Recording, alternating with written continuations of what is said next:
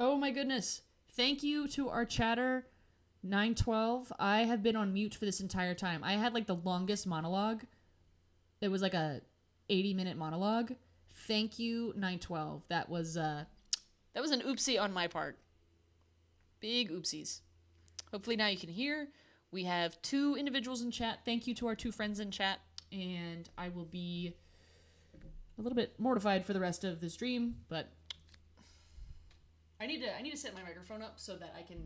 You can see it in the. This is the boom arm for the microphone. I got this ages ago. I need to set the boom arm so I can actually see the green light on my microphone, which is mean it's not muted. There's because I use that to mute so that I don't like leave a button unclicked and don't know which button it is because there's a ton of different ways to mute with a button. But there's only one way to mute with a microphone. Turns out, I was foolish. I muted it here. Okay, we're watching Hiroshi and Brandon. Brandon is in a really strong position, but we do have our first Zoroark. There were no Zoroarks in game 1 that I saw when things were going on. There might have been one in the early parts of the game where I had to end stream and restart stream, but end Zoroark is right there. It is probably going to start attacking. Reshiram is there, so it can just keep spamming attacks. It'll take one more Darkness Energy to be able to do that, but Hiroshi has to take prizes. Last game, there was just too much going on because Hiroshi never really took any prizes. So this is the chance to undo that.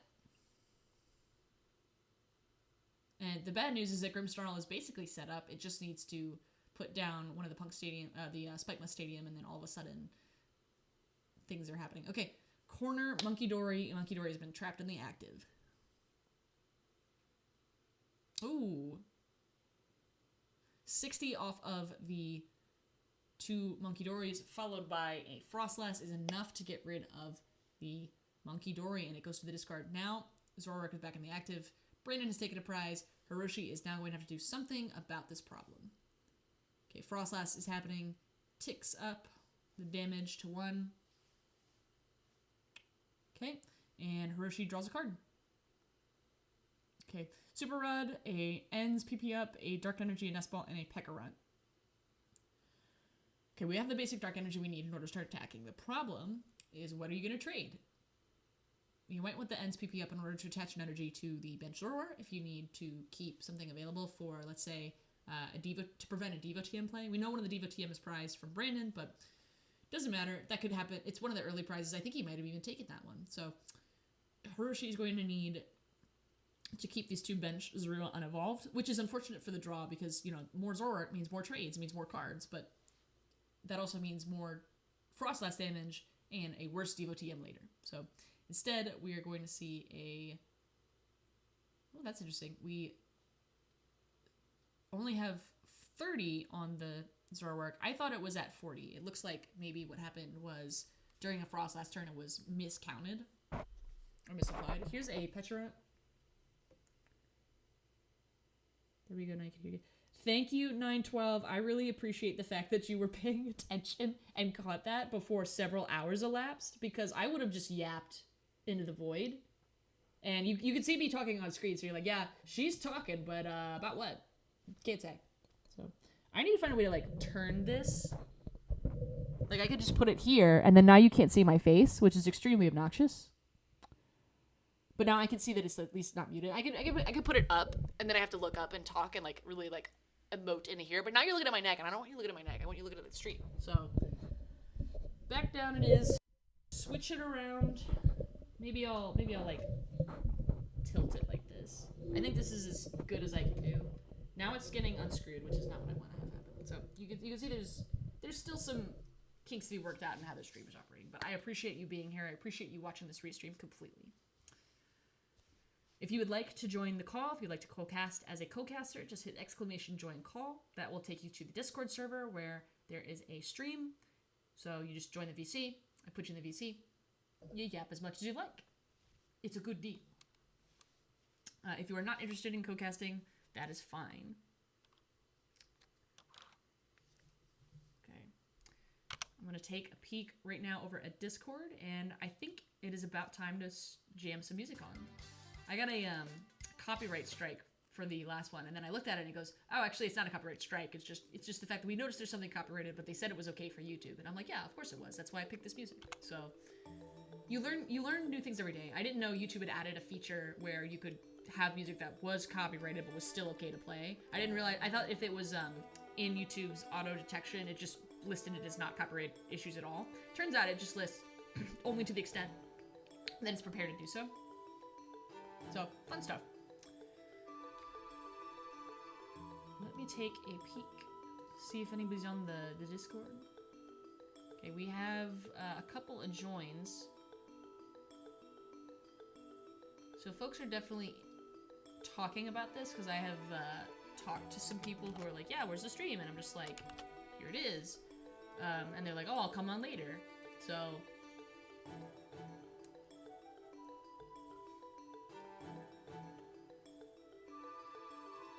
there we go.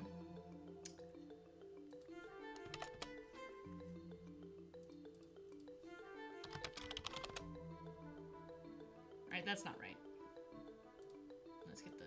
Let's get that fixed.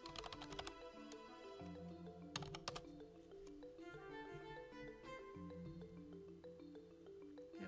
My computer is just fighting for its life, and I'm so proud of her. She's really doing the most. She doesn't have to be doing all this, but she's doing the most. You learn new. Okay. Here is the share button. So now we have the right link. Copy.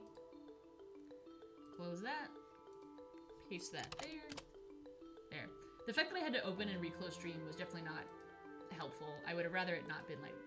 I'd rather have not closed it, but that was the only way... I tried like 50 different ways to get it to work again, and the only way to get it to work again was to close the stream, end the stream, reopen the stream, restart the stream. And I'm just like, this is so elaborate. There's surely a better way to do this. But we don't have time to learn that right now. So instead, we're going to edit on the fly and get a restream going. So it looks like what's happening here is Hiroshi is sliding in this Pheasantipity. I missed a bit of that there, trying to fix it. Looks like 2 traits have been used. Oh, Frostlass is happening. This is the Frostlass. Okay. So Petrant probably promoted the Frostlass, or the Pheasantipity. Actually, I can go back. I can find out what happened. Let's see. This is one of the things the official casters can't do. You can't just like rewind a stream while you're casting, because you're casting. There's no, it's like not in front of you. Or if it is, they don't tell us. They don't show us that. I don't think it is. Okay. So Pheasantipity got played. And Monkey Dory got damaged. Oh, and a boss. Okay, Pheasantipity was boss. It was not a Petrant play. Got it. Okay, so that rewound for you as well, I think. So you were able to see me kind of reconstruct that play. Hiroshi is doing something. Okay, boss to Frostlass. It's a boss last scenario. And damage is being scooted off of Monkey Dory. No, it's not, because it's being picked up. That was a... Oh, it was a boss pass to Frost. Oh, that's terrible. Brandon is in a commanding position. Just, nothing is even... You know, there's not even a Marnie Grimstar on play. It doesn't matter. Frostlass, Monkey Dory, and Maractus is just such a great, oppressive combo. Shock. Shock and awe, I tell you. Shock and awe. Okay, checking the deck right now off of... Must be Arvin. Yep, there it is. Because it can't be Artisan.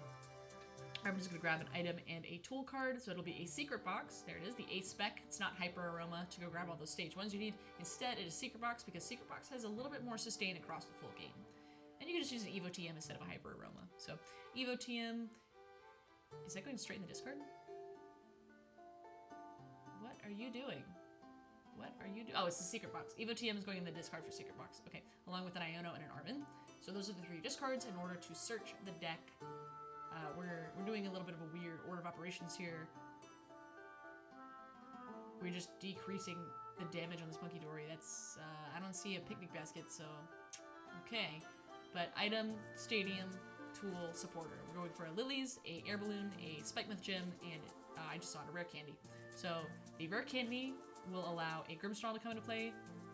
There it is. Grimsnarl will search the deck for up to 5 Darkness Energy and attach them to any of your Marnie's Pokemon. So at least 2 onto this Grimsnarl. Could put another onto maybe this Morgram. Probably not. The deck is already playing a lot on the field. So, okay, never mind. 2 more onto the Morgram. Coupling that with a Shuffle. So 4 out of the 5. And a Spikemouth Gym to replace the Artisan. Spike Myth Gym is going to grab, I would suspect, the Morgrem. And then next turn, Morgrem would be a Grimmsnarl. There it is. Morgrem. Quick evolution. Brandon has gone from a board that was like, you know, it does something to... Oh, now we have attackers, and there's 2 of them, by the way. So there's one for this turn, there's one for next turn. Hiroshi is just holding their head in their hands going, oh, no. No, I'm not gonna get a tie. They have 10 minutes to try to pull a tie out of this. There's 5 to 6 prizes. It's not impossible, but that Grimmsnarl is about to take a knockout onto this Pheasantipity and drop another 30, which could easily knock out that Monkey Dory, which is already one of the most important tools in Hiroshi's arsenal to take out all this damage being slammed onto their side of the board. Hiroshi needs a plan here, and attacking with Zoroark right now is not the worst idea because it's going to do either 170 off of Rushram's First Wish Flame, or it's going to do 6, I guess I would be 7 after the Frostlass, 7 times 20, which is 140 off of Powerful Rage. You could get more if maybe some damage gets placed on there from other forces. The Zorua has just picked up some damage. We're probably going to see a multi-prize turn for 3 prizes off of this Grimmsnarl attack to knock out the Zorua.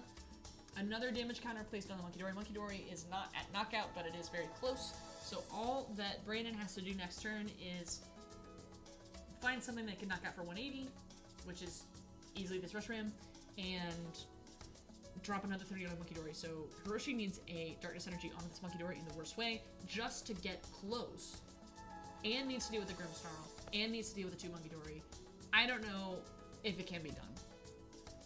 You can't really Devo TM your way out of this one, because the things that are problematic for you are not going to get knocked out. And you don't really have a lot of bench options, and there's no Ends Darmanitan.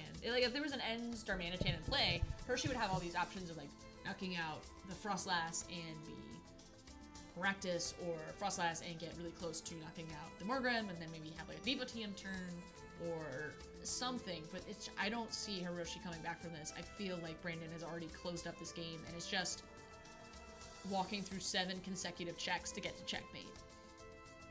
But Brandon, I mean, we've been surprised before. For example, when Rowan was able to use Mega Kangaskhan, that was a surprise turnaround from what would have otherwise been a 2-6 blowout to a 0-2 blowout with a 6-prize turn, which is not very common in this game. So seeing an explosive turn like that early in the stream makes me think maybe Hiroshi is eyeing a play that the rest of us can't see. Some way to damage this active Zoroark and be able to use Powerful Rage to knock out would be cool, but I don't think that's available. We're going to use 1 Ends PP up to put a basic Dark Energy onto the Zoroark. What do we have in hand? There's a Team Rocket's Watchtower. That gets us nowhere because there's no colorless Pokemon abilities to block. Okay, a Super Rod. Super Rod. Rod is going to check the discard, grab out a Pheasantipity EX. You know, one of the things you're going to need in order to stage a comeback is cards, so Pecharunt and Pheasantipity, and I missed the 3rd Darkness Pokemon, is probably a Zorua. And an Espo, we're going to find out. Coming down onto the bench is a Pheasantipity. Pheasantipity is part 1 of the comeback. Both traits have been used, so Pheasantipity is your only way to draw cards other than a supporter, which you might need for a boss this turn, or an Iono. Okay, and Pheasantipity is going to be used. Flip the script to draw 3 cards. Last turn we had a multi-Pokemon knockout, so there's definitely plenty of reasons to use it. Okay, a Counter Catcher, a Palpat, and an Iono. You could use that Counter Catcher. What do we do here? Okay, Hero's Cape. We're still in a bad position because a boss will end this game, but you have to do what you have to do. Okay, Counter Catcher for...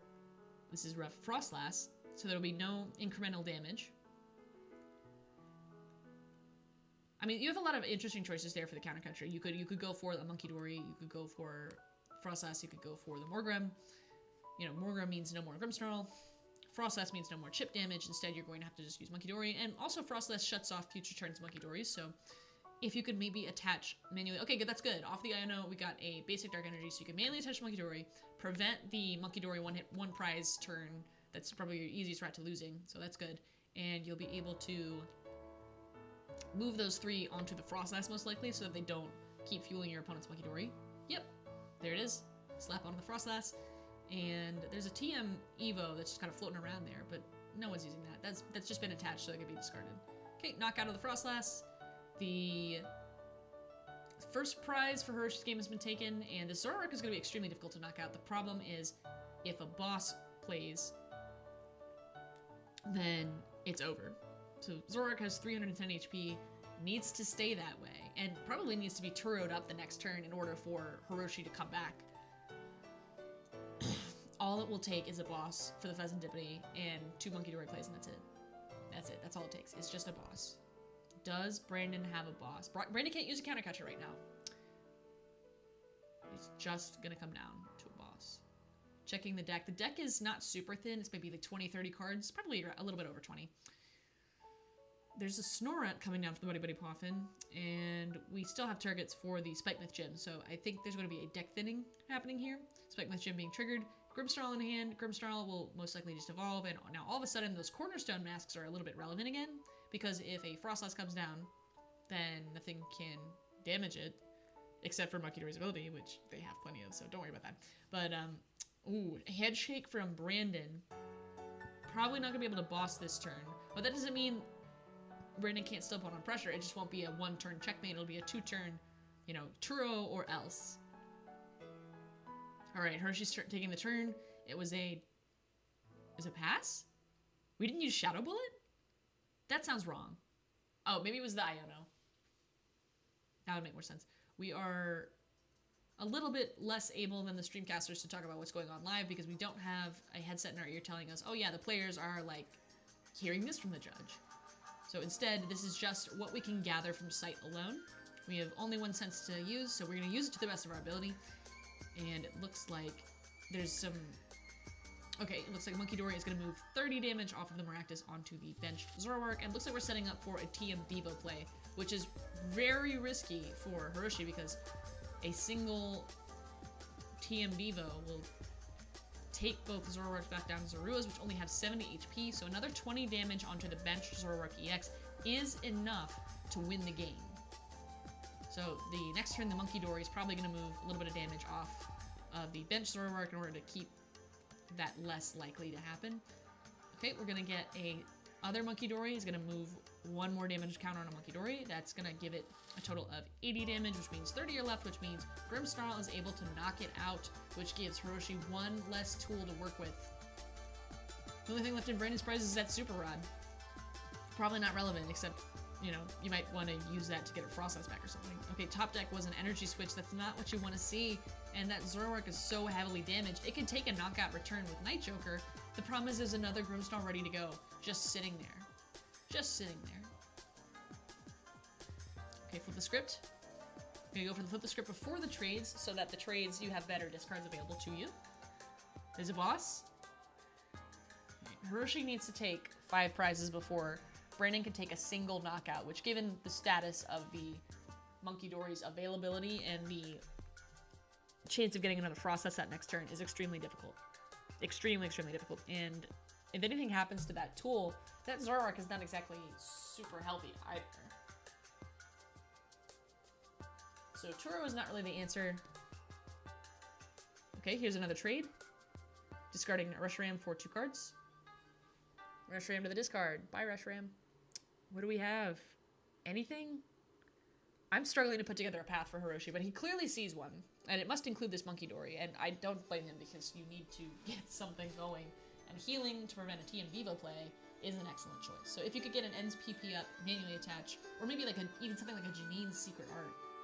Take second trade discarding a Cornerstone Ogerpon for a Nest Ball and a TM Tornado. It doesn't do much for you. It's getting attached to the Reshiram just to discard it. You don't need it.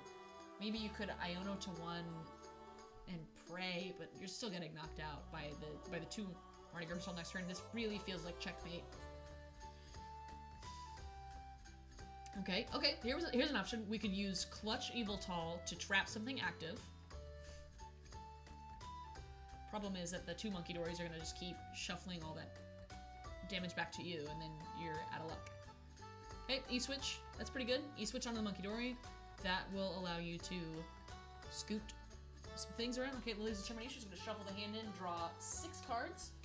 You're not going to get the full 8 because you've taken 1 prize. Now, what is Hiroshi going to get off of these 6 cards? It's not going to be a boss. Because if it was a boss, you can't use it. Now you can use a supporter. You're going to need a counter catcher.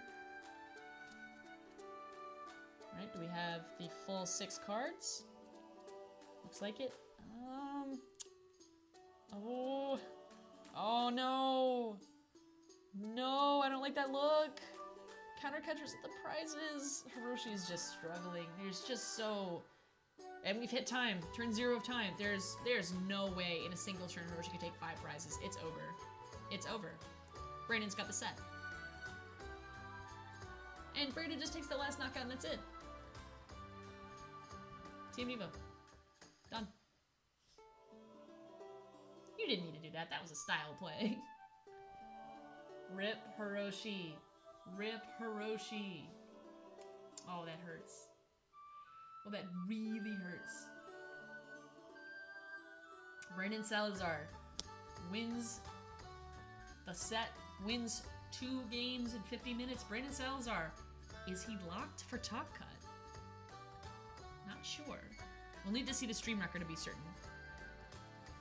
Hiroki may still have an out. Otherwise, being on stream this late in the game, you're probably able to at least get to cash, I think. I think you could make top 32 having been on stream this late into the day.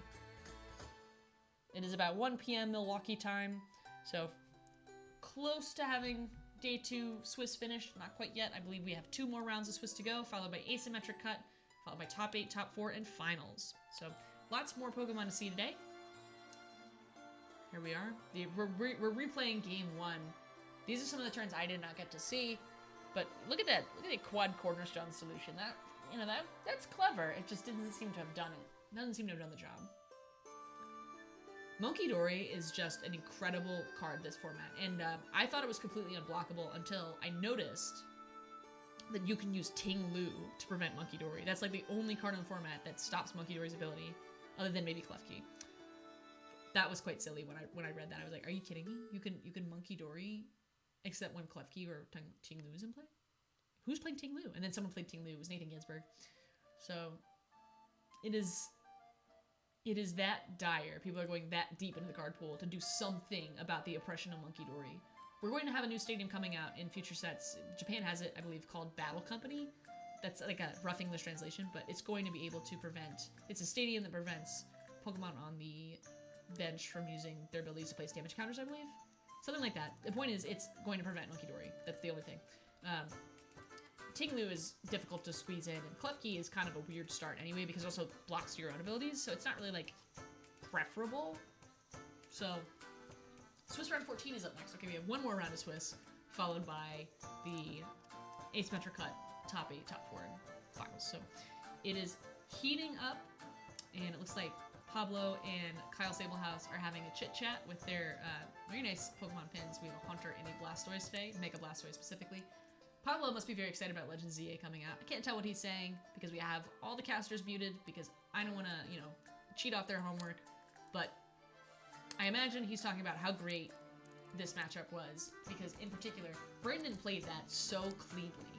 One of the problems with Marnie's Grimmstraw as a deck is that it does not set up very efficiently.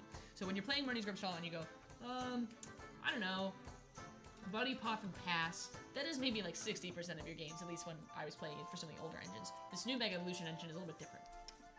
Lily's Determination is able to make those early turns a lot cleaner because you're getting 8 cards and you're shuffling in rather than discarding a bunch of resources you need off Professor or only getting 6 or fewer off of Iono.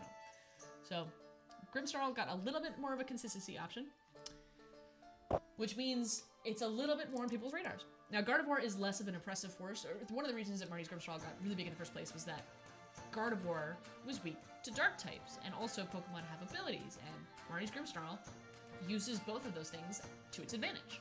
You know, so your opponent comes with a deck that's supposed to be really powerful. By the way, it also takes this nerf from the existence of Marnie's Grimmsnarl. Marnie's Grimmsnarl community actually, it converted super well today. I was a bit surprised. There's a meta share graph of day 1 and day 2. Grimmsnarl got a lot of play, and it was like the 2nd most converted percentile in day 2. So good for them. Frostlass Marnie's Grimmsnarl is a sleeper pick that I was not expecting to come back for Mega Evolution format, but perhaps I could have seen that coming considering Lily's Determination has made every kind of early setup deck just that, like, 1 inch more consistent, which is great because considering that Mega Kangaskhan Absol is, like, a potentially oppressive big basics deck, it's nice to know that we have options for these early, you know, early setup heavy stage 2 decks to still keep up. I kind of like this fast forward thing they've got going on in the stream. This is new to me. I've not seen them do this before, where they, like, show Swiss round 14 up next with the timer, but then also show gameplay replays sped up at the same time. That is unusual. Also, you have to admire the Ivysaur plushie going down. Poison was a legitimate force during stream today. We saw Pecharunt poisoning Mega Absol. We saw Pecharunt poisoning this, I think, Zoroark at some point. It is a good time in the format to be a dark type. Now here we have Wancho, our caster extraordinaire with his Vivillon pin, letting us know what's going on with the stream. And they've, for the Halloween regionals, this is the Halloween regionals, this is where there's the spider webs everywhere.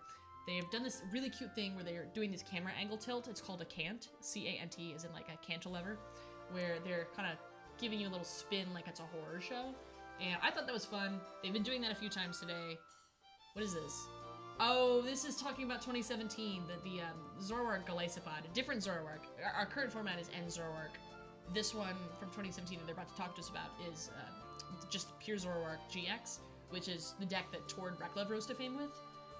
He won how many ICs? It doesn't even matter. Just assume he won all the ICs. There's Azul. Look at him. He was playing back then. Now he's a caster. He's still playing. He hasn't quit. But this is history of the game right when I started playing. So I'm like looking in the background to see who I recognize. He looks so young in this video. That's ridiculous. Same with Premawat. He's a judge now. He's moved on from being like a really incredible professional player to being a really incredible professional judge. He's really raised, at least to my understanding, the understanding of the community that judges need to be respected, and also has done a great job in making the game a better place to play and learn how to judge. Also, the flashbang of Kyle's old mohawk and Puka. Everybody loves Puka. Everybody loves Puka, but Puka works for Pokemon officially now. That's Puka on the right. He's one of the original YouTube greats. So this is a flashbang of how streams used to be. I love this deck. I played this deck to a cup, and like this is one of my first like top-ish finishes. I did not win that cup, but that was because I was missing 2 Zoroark and a Gliscopod, and I just said, whatever, I'll just play 4 Zorua, and your opponent won't notice, and I won't prize them. And that didn't happen. I was great. I only needed 2. But I don't recommend that. I don't recommend that at all. Just play the optimal counts. I didn't want to spend like the $20 for the cards I was missing, but I was willing to spend the $20 for the cup entry. Like, it's silly. It's silly when I think about it now. If you are in chat, can you tell us about one of your most recent stories at a Pokemon Cup? You know, a time where you were, you know, at a cup and something funny happened, or a time where you were at a challenge and something unusual happened, or you were maybe at a regional and a unexpected deck or a unexpected matchup. Tell us a bit about your IRL Pokemon experience.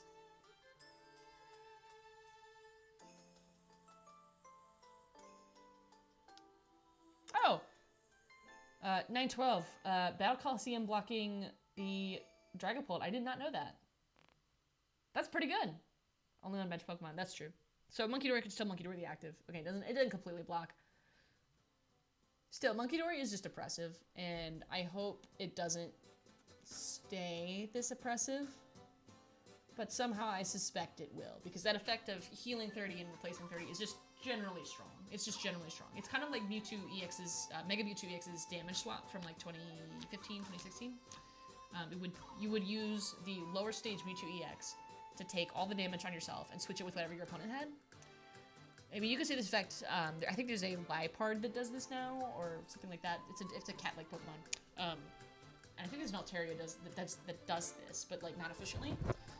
So this damage swap effect, it's kind of been like shortcut, and then Monkey Dory has it. You still have to attach an energy, and you have to jump through hoops, and it doesn't swap all your damage. But the heal and repeal effect is kind of like just placing. It's kind of like moving the meter between knockout and up knockout your opponent. Like if it was a swinging spiel, it's 30 off of you, so it helps you, and it's another 30 against your opponent, so it helps you. It's like basically a free 60.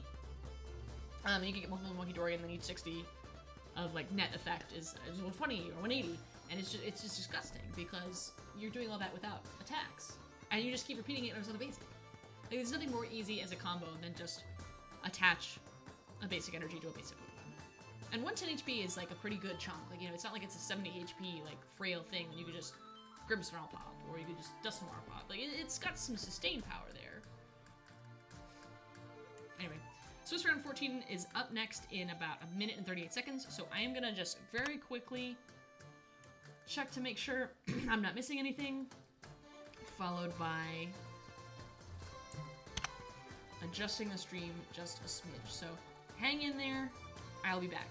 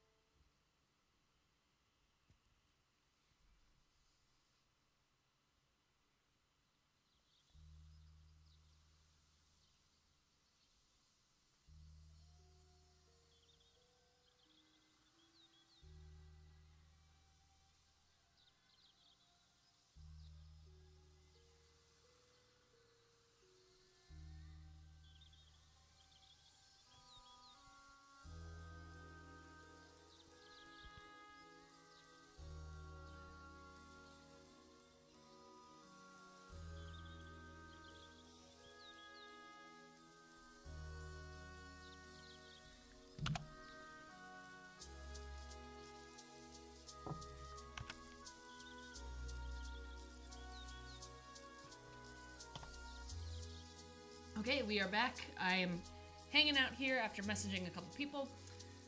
That's kind of been the stream experience for me, generally speaking.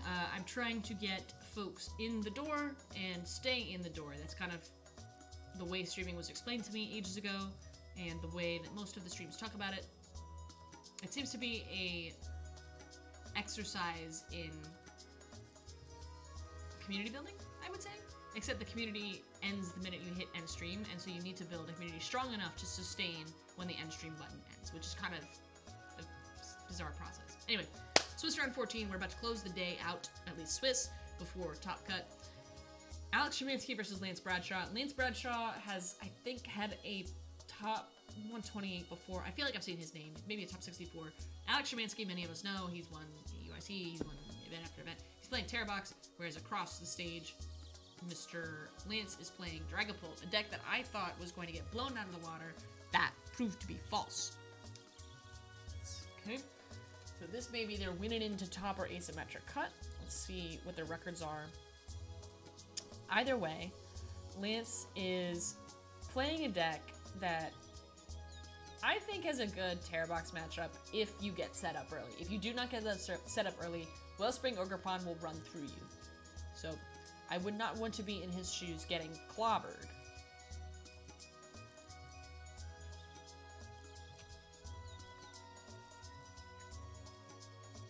Okay, prizes are getting set out. A Draculak, a Dusknoir, a Liliana. Ursaluna the prizes late is not ideal. 2 energy prize is not ideal. Ursaluna prize is not ideal. Hoothoot prize is not ideal. I don't think anyone is struggling with these prizes. Alex Szymanski, least of all. I mean, he's very good at this game. Nobody likes to see anything they want prized at the time they want it prized, but I don't think anything here is unrecoverable. Except maybe the Ursaluna. It's probably a one of, so you might struggle in the late game, but it's one of your last 2 prizes. It's still a chance you could get it, and frankly, Ursaluna is not your only out to some of these scenarios. So, okay, 10-2-1 and a 9-2-1. So this was the down pair. If Lance wins, he will likely make Top Cut. If Alex wins, he probably won't make Top Cut with a 10-2-1 record. That would be 31 match points. I think that might be just shy, but we'll see. Okay, Wellspring start, followed by an immediate Ultra Ball, most likely for a Fan Rotom. Yeah, you can see Alex moving a Hoothoot from the hand to, or from the deck to the back of the area. So we're gonna go for a Rotom, which will probably grab immediately off a Fan Call, a Hoothoot Noctowl, and a third, which could be like a Ditto. It looks like it's gonna be a second Hoothoot. This is a very classic Terrorbox start. If you're playing any Terrorbox deck whatsoever, you're familiar with this thought process. And starting with the Wellspring Ogerpon is a huge help because you don't have to go get Ditto and switch out and do things that you may not have the energy in hand for. It looks like Lance does run a copy of Shaman, which is going to be very useful if Wellspring looks like it's going to start attacking. The only problem is that Shaman is not really an answer. You know, you can use other things to knock out this Dragapult deck. It's gonna come down to what specific tools Alex has put in the toolkit. I've seen people using Mega Kangaskhan. I've seen people using the Prize Blood Luna. I've seen Pikachu EX. I've seen a weird Firebox version of this. It really doesn't, matter what the standard is because every Terrorbox deck is just that little bit different from each other. Okay, we're gonna find out what kind of variant Alex Szymanski is playing as we go. But for now, it looks like we're going to get the Attach Pass. Okay, Dreepy comes down. You gotta love the Dreepy.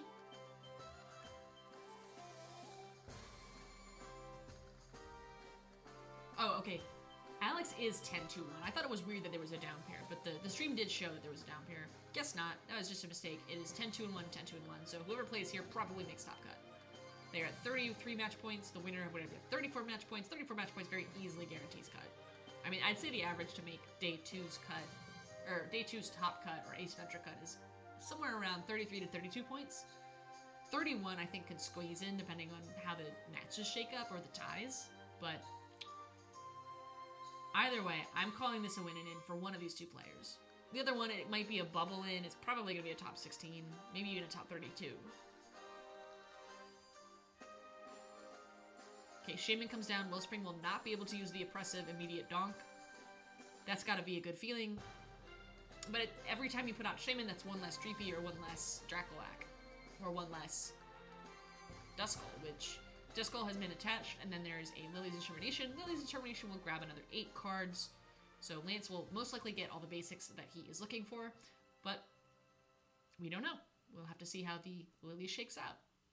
The attachment on the Duskull is most likely going to be used Retreat. Come and Get You is not an attack that's really going to be super effective right here. Maybe I think you could maybe pick up I think you could pick up like a discarded Dusknoir doing this, but you can't pick up another you can't pick up the Dragapult that's in the discard with this. Okay, but Buhafen is going to grab the other basics, so you will be full of Dreepies. There will be no early setup failures. It will just be a nice classic game. And Badu is most likely like, oh, no Badu's coming out. No Badu's coming out. Instead, we're going for 2 Dreepies. So we're not going to get an item lock. Item lock can be very devastating if you're playing Terra Box, depending on the variant.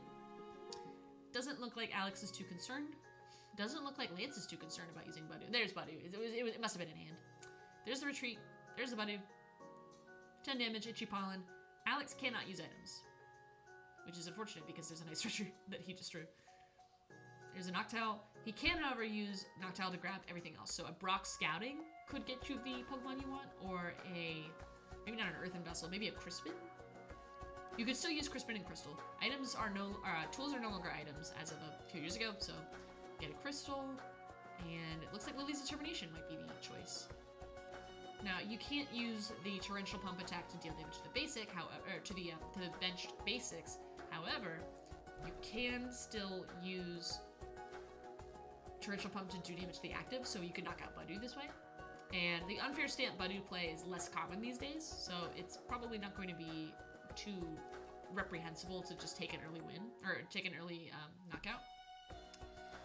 We just have to see what Alex is doing, and because this is the only turn where Lily's is worth 8, we're going to see a Lily for 8. Grabbing a Noctowl, that's nice. One of the best parts about running a Terra Box deck is all you need is one Hoot Hoot out, and all of a sudden you can have 80 combos. Mew EX goes down. Mew is not going to be able to, draw anything off with the 3-star ability, but it's there in case of some kind of stamp play or some kind of Iono or some kind any kind of anything. Hoot Hoot goes to hand. Dreepy gets promoted. Badu is out, so Itchy Pollen is no longer in effect. Ultra Ball discarding a Dusknoir and something else, most likely for a Dracowag. Let's see what Lance cooks. That is a Professor Turo. Turo is going to grab... I can't even see what that is. That's Dracowag. Turo's not grabbing anything. Turo's getting discarded. Excuse me. Excuse me. Excuse me, princess. Okay, a Dracowag down, Lily's Determination.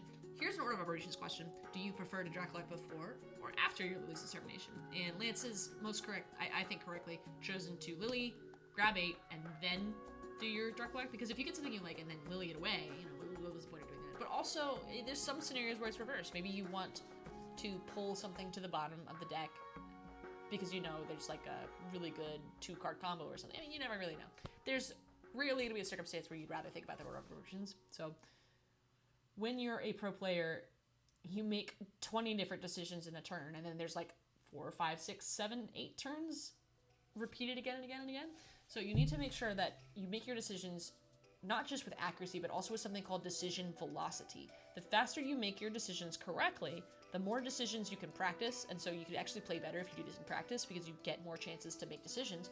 But also, if you make decisions at high velocity, you're more likely to get full 3 games in, or you're more likely to get everything you want out of a turn, or you're more likely to avoid accusations of slow play. So there's...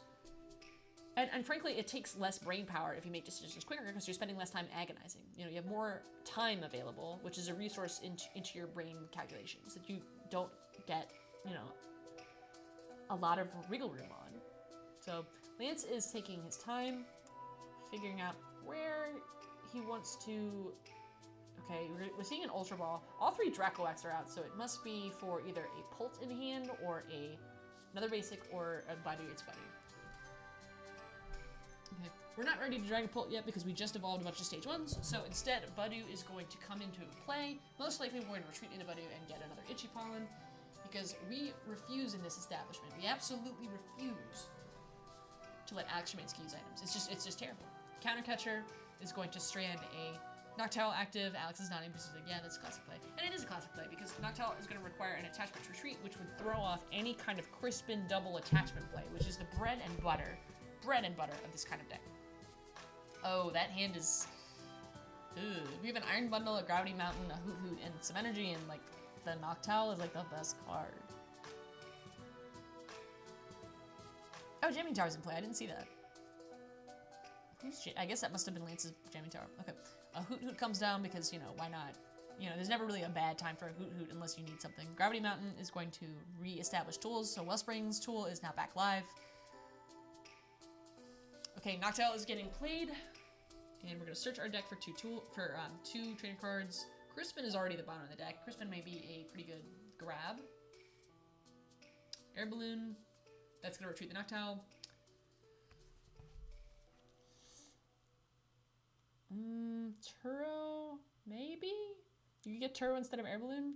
Since, for those of you who are wondering, Alex put down that Air Balloon, then picked it back up. This is totally legal, even though sometimes there's like different rules on when things are placed or not. Let me, it's not that complicated, let me explain it. When you place a card down, technically you're considered to have played it and it's part of the game state now. But since the search was still going on, Alex hadn't finished the search, that doesn't mean the game state had just decided, oh yeah, it was already searched. Alex has the duration of the search to do this. So that wasn't an illegal move to just pick it up. It's not something that Lance like had to affirmatively accept or something like that. Alex is allowed to do that because the search isn't complete. One of the things that people do is, you know, they maybe hold the cards at the bottom of the deck while they're still deciding. I would say that's best practice because it prevents your opponent from having like a think about it. But maybe if you're concerned about holding all the cards in your hand separately, or you have multiple things that you're searching out, or maybe you just like to see it physically in place. Who knows? Having a coherent strategy for how you do deck searches is not something that you get to talk about or practice during TCG Live, but it's something that does matter during tournaments because everything matters during tournaments. Crispin onto Noctowl to take a prize on a Budu. That is what? What? Excuse me? Excuse me? What a move! Okay, so what Alex just did was prevent a Dragapult or a Dracloak from using Dragon Headbutt from 70 to knock out a Rotom, because you could have done that play by doing an attachment onto pretty much just Rotom or Noctowl. I mean, you could have put it down on the Genome Hacking Mew, you could have put it down on the Sob Wellspring Ogerpon, you could have attacked with Ogerpon because you had just done that, but what are you really gaining from that? Apparently, Alex has decided, if I promote this Noctowl and I put energy on it, now I have a thing that's beefy enough to survive all these chip damage hits, and also, I don't care if it's knocked down. Whereas Rotom can't survive those chip damage hits, but he also doesn't really care if it's knocked down. You know, it's Rotom. It's just taking up space at this point. Now, Noctowl doesn't really have any kind of real utility right now, because otherwise, you know, doing 60 to a Dragapult is not worth much. Here we go. A Dragapult with a Neo Upper has just dropped, and Phantom Dive is able to knock out everything on the board right now because there's a damage counter on the Wellspring Ogerpon already. Hilda searched both of those cards out. It is an extremely strong supporter for Dragapult, and not much else has played it.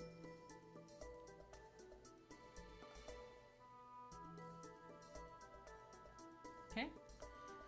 And it looks like a 1 damage counter on each of those, followed by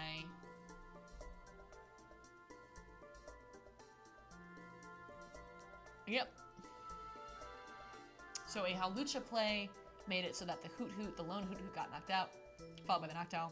So there will be no Turo to replace a Hoot Hoot on the board for reuse later. That's definitely not ideal, but c'est la vie. Now we've got this big Dragapult. You know, you can't really Crispin onto the Mew without an E-switch. You need something that'll be able to take a knockout. So you could maybe Crispin, or you could Nest Ball for the Bleach Clefairy, Crispin on a Clefairy, and then take a knockout with weakness. And that just depends on the Crispin count. Okay, there's a Pheasantipity. I don't think Alex has the tools in hand to be able to do this with just what's there, because that Turo is basically useless now.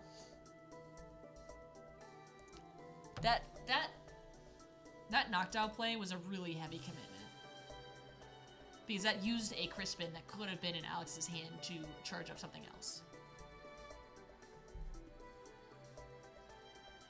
But at the same time, it did come with those advantages, so you can't feel bad about it. It required a Hoot Hoot and an Evolution and 3 cards. Like it was a 3-card perfect combo you needed off of the Dragapult in order to take that turn. I can't blame Alex for betting against that happening. Here's the other thing too. The longer you play during a day of Pokemon at a regionals, the tougher the day gets. Not just because as you win, you face harder opponents. That's just part of the game, you know. If you place players with the same record against each other, you'll face harder opponents. But because the day has gone on so long, you start to flag. I mean, you get a little bit tired, you get a little hungry, you get a bit thirsty, you get a little bit angry. There's so many people running around you, you're tired, you have a headache, it's not a lot of oxygen. and then day 2 it happens again. You know, you've got even more high caliber gameplay against even better players, many of which you're on guard against. You know, you're a little bit worried about things like cheating, or maybe your reputation, or you don't want to be accused of slow play, or someone accused you of slow play last round. You know, it could be anything you can think of. The more happens, the later and longer the tournament lasts, the more your mind is bogged down by other concerns rather than your sharp mind in the gameplay. So what makes these top players so impressive isn't just that they win at Pokemon, it's that they win at Pokemon for like 12 hours straight, 2 days in a row. And they're good at it, you know? It's not like it's easy to win at a game of Pokemon. You have to be thinking in 20 different directions at once.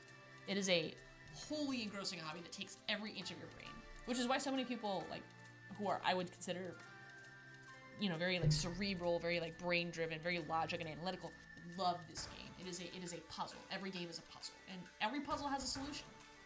You may not be able to see it. It may be really complicated, but every puzzle has a solution. There's always some way for someone to win a game of Pokemon cards, barring a infinite combo, which are banned. They're banned. So you're going to find a way to solve every game. It makes it very rewarding for analytical people who want things that have solutions.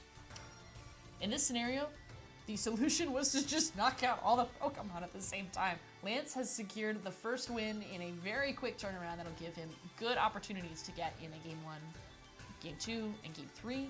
If for some reason Game 2 does not go his way, if it goes his way, Lance will punch his ticket into the top cut. It has to feel good, but also you can't let yourself, you know, stew in those feelings. You need to come back, recenter your mental, and start Game 2 just as though it was Game 1 again. Alex is just completely focused. What a professional. Like, you know, no like, ah, shucks, or, you know, like a fist across the screen. He's just like, yep, all right, keep going. Game 2. That's the thing, too, is the more you practice, the more you're used to losing, because you just played more games, so more of your games will be losses. Even if you had the same win rate. You know, if you have 70% win rate and you played 10 games, you've won 7 games. If you have 70% win rate and you win, if you played 100 games, you've won 70 games and you've lost 30 games. There's a difference between losing 3 games and 30 games, because once you've lost 30 games, each individual loss stings a little bit less. So if you play these games and you go to regionals, you find yourself getting tilted, play more games, lose more games, get used to the feeling. Because the more used to it you are, the better you will perform, because your mental won't be worried, oh, I've just lost this game, I had my whole heart and soul in it. Don't worry about it. It happens. And that's why so many of these top players just don't get bothered when they scrub out. You know, they're like, yep, it happens. Sometimes you need to get lucky 1 or 2 days. Sometimes you get a bad matchup. Sometimes you just fail to see a play. Sometimes you just have no hoot-hoots. But you're a lot more resilient to having no hoot-hoots if you've had no hoot-hoots before. Alex is going first. He's chosen to go first. He's set up with a Mew, and I don't know what's going on with that basic energy that's just been... Oh, it's an Ogerpon, I think. Nope, that's an Eevee. Eevee is going to retreat. It's going to have its ability boosted evolution and will be a Flareon. Maybe this is the Eevee Terra box, because I think if you're whipping out an Eevee, it's not just a pure, you know, like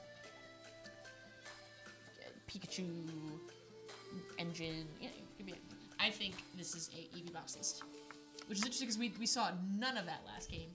That changes my calculus a little bit because I don't know. Clefairy is prized. Oh no!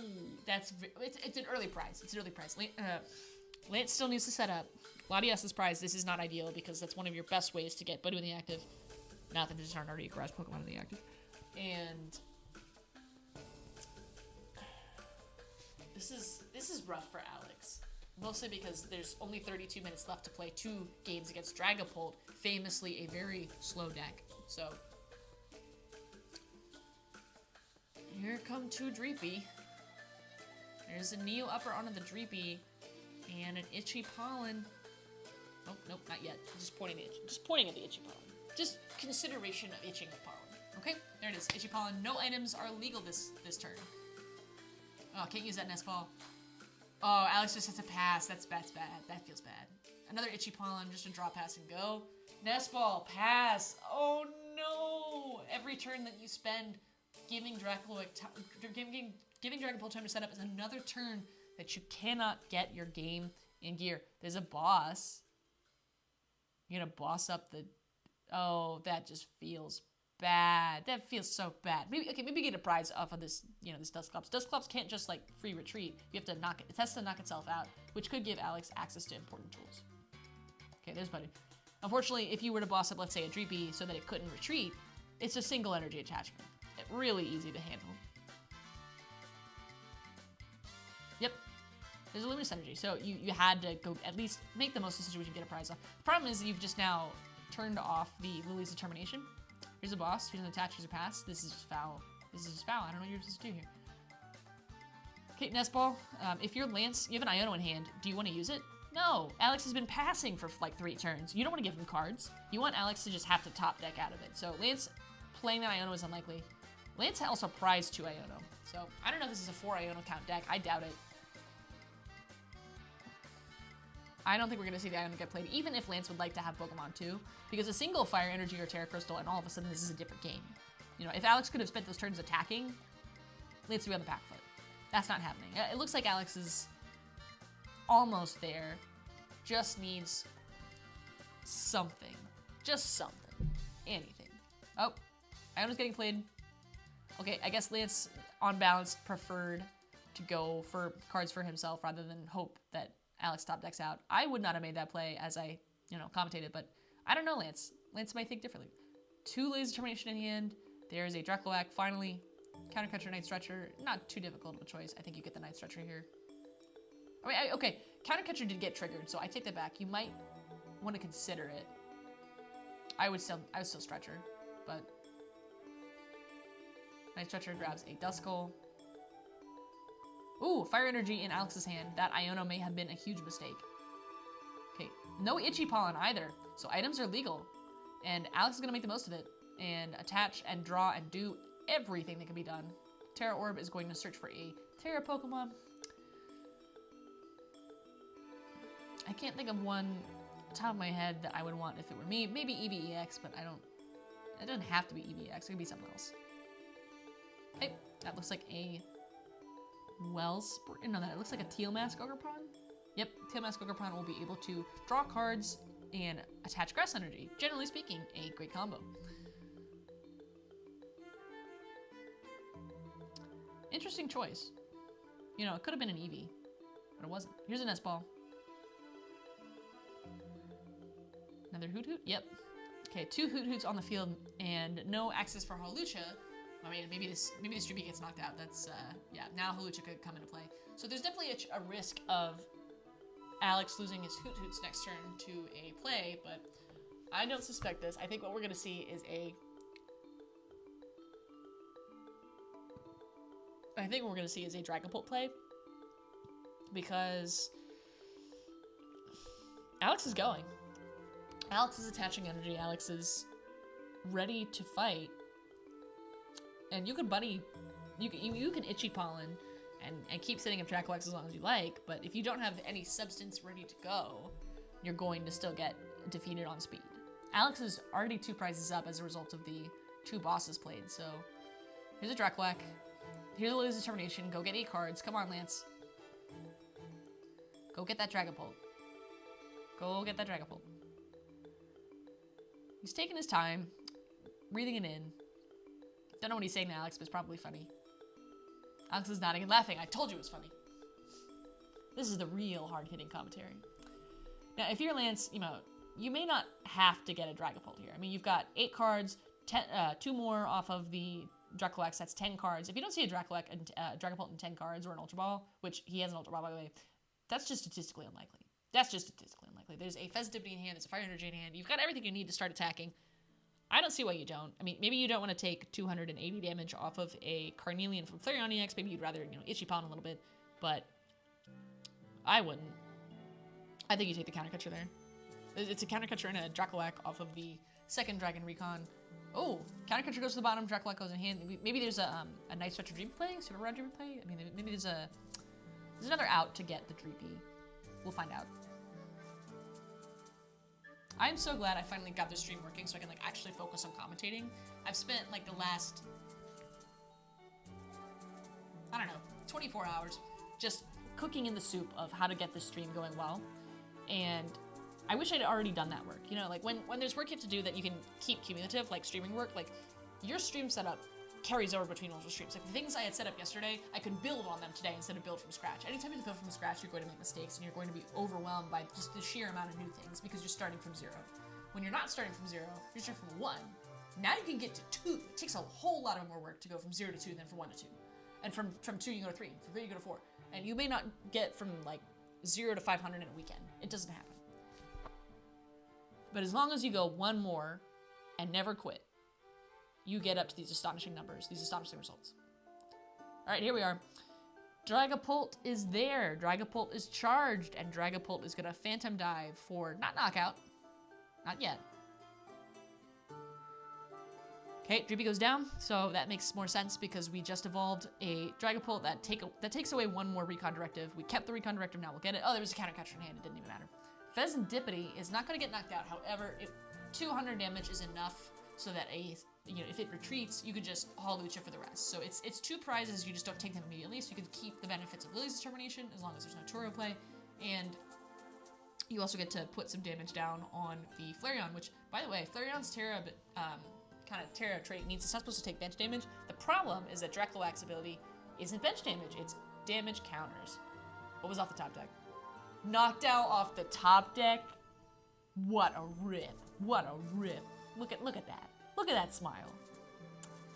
Come on, Alex, you got 2 games to play in 25 minutes.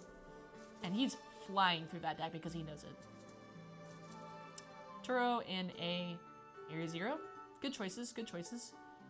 The Turo will be able to pick up a Pheasantipity and make that turn totally irrelevant. Not totally irrelevant. You still damage the Flareon enough to make that a viable KO. And you also, could still... I mean, you just use that to retreat anyway. So that was a pretty high octane use of Turo, but also means, he can't do anything else. He can't go play another Lily. He has to play Turo. Interesting choice to rebench the Pheasantipity, even though he can't use it right now because Lance hasn't taken any knockouts. Oh, there's Clefairy down. Restart for 3. Genome hacking for knockout. And not only is that knockout off a weakness, it's another 60 you can slam down on the bench despite Shaman. So that's 30 to the Badu. Interesting choice not to put the other 30 somewhere else. I guess you're leery of like a Monkey Dory play. You could actually slam all 60 even though it only has 30 HP. That's a legal move you could do. You can't really do that in, you couldn't do that in TCGO. I don't know if TCG Live has done this because I haven't played Dragapult there. I just played Dragapult in real life. But it is a move you are technically allowed to make, is to put more damage onto something that it can hold using like an effect like that. Since it doesn't, the KO doesn't resolve until you finish.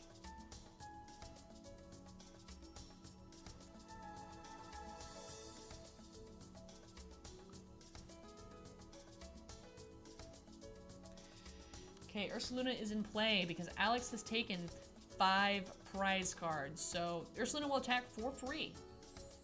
And it's also a pretty resilient attacker. It's not weak to Clefairy. It's not going to get knocked out by Ogerpon.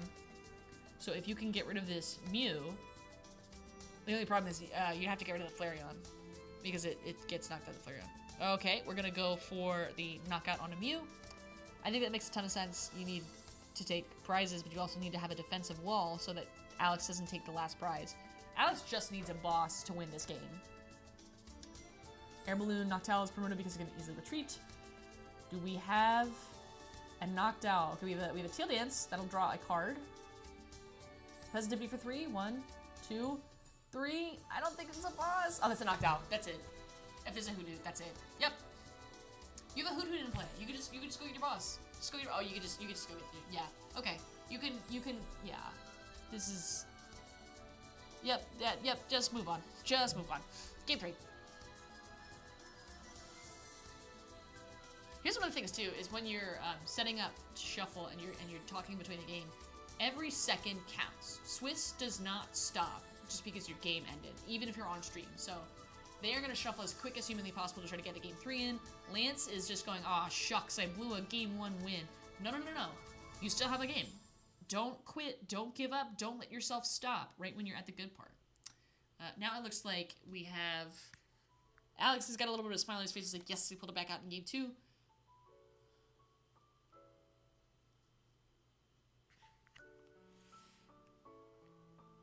That boss for Dusclops was so smart.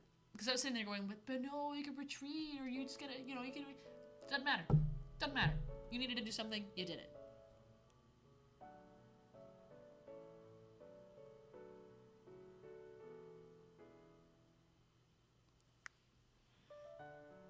Whew. Let's see how much time they have left in the round. I don't know the number.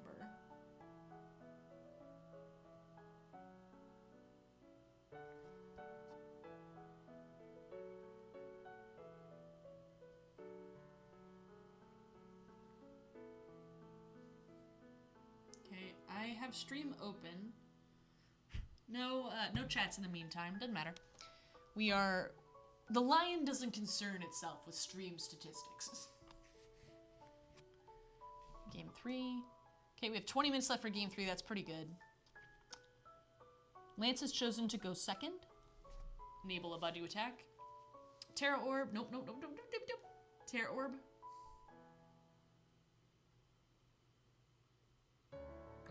Checking the hand. Alex is doing that prize checking thing, but trying to do it very quickly and efficiently and effectively. Terra Orb is going to grab, it looks like a tail mask.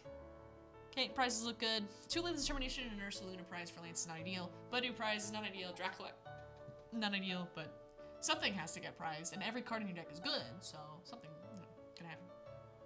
Okay. Ditto, Transformative Start is going to allow Rotom to enter from the deck. Rotom on the deck is going to be a Fan Call for 2 Hoot Hoots and a Noctowl, considering you have a... Oh, that's a Wellspring Ogerpon. Oh yeah, this is actually a great start for Alex, because next turn, if nothing else happens, you could put down a Stadium, take a knockout. You could retreat Crispin, Crystal, and Wellspring Ogre Mask. I mean, you'd need a Crispin, a Crystal, and an Air Balloon, and no Jamming Tower to be in play. But that's 3 cards. You could do that with two Hoots and Noctowl. And as long as Wellspring is there, Lance has to burn one of those early game searches for a basic on a Shaman, because otherwise it's completely a game ender. So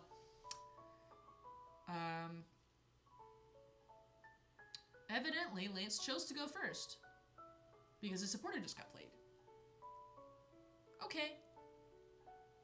And a sob for 20. Got it. So Hawlucha cannot retreat right now. Shaman immediately comes down. There's not going to be a Torrential Downpour. Iono is going to shuffle everybody's hand. Plop.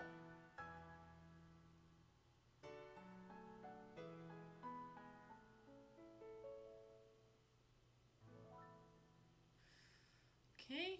Buddy Puffin is going to grab the Dreepy and maybe a Duskull. I would do maybe 3 Dreepy, but if you're feeling a Duskull is going to be important, go for the Duskull.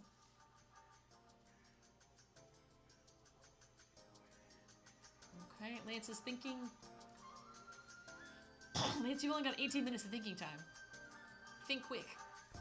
And you don't even have +3 turns of time anymore. You have 1 turn. You have turn 0 and turn 1, and that is it. So you better go.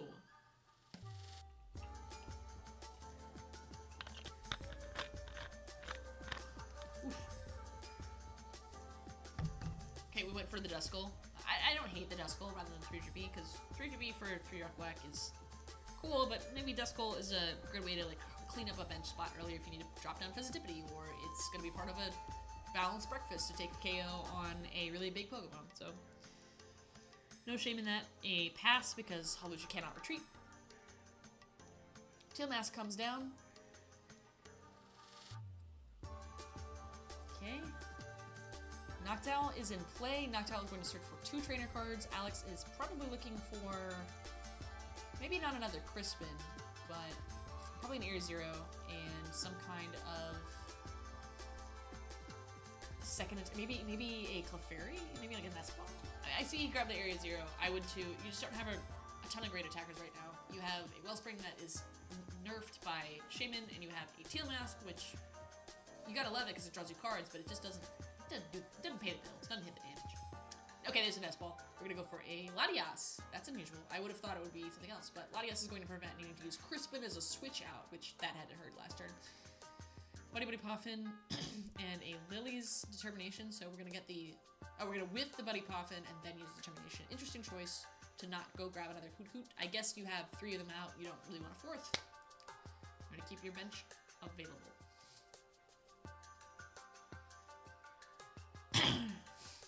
Alex is just shuffling like lightning, handing the cards over to Lance. Drawing up to 8. Right, you draw 8. You don't draw up to 8. You draw the full 8. There's an Iron Bundle. That's useful. A Nest Ball that could grab anything. Lightning and a Rotom. Okay, we're going to go for a knockout using Rotom, most likely. Yep. Free Retreat off Latias. Rotom for the knockout on the Hawlucha.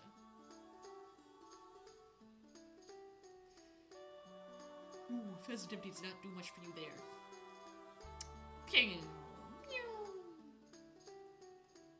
No more Hawlucha. It's a shame too, because you'd rather that be a knockout on like a 3B or something, but you know, it's your boss. You do what you do. Okay, Lance is playing a Professor's Research. I don't see any Dragon. I see an Ultra Ball. I see a Neo Upper. I don't see any Rare Candy kind of moves, but I just don't see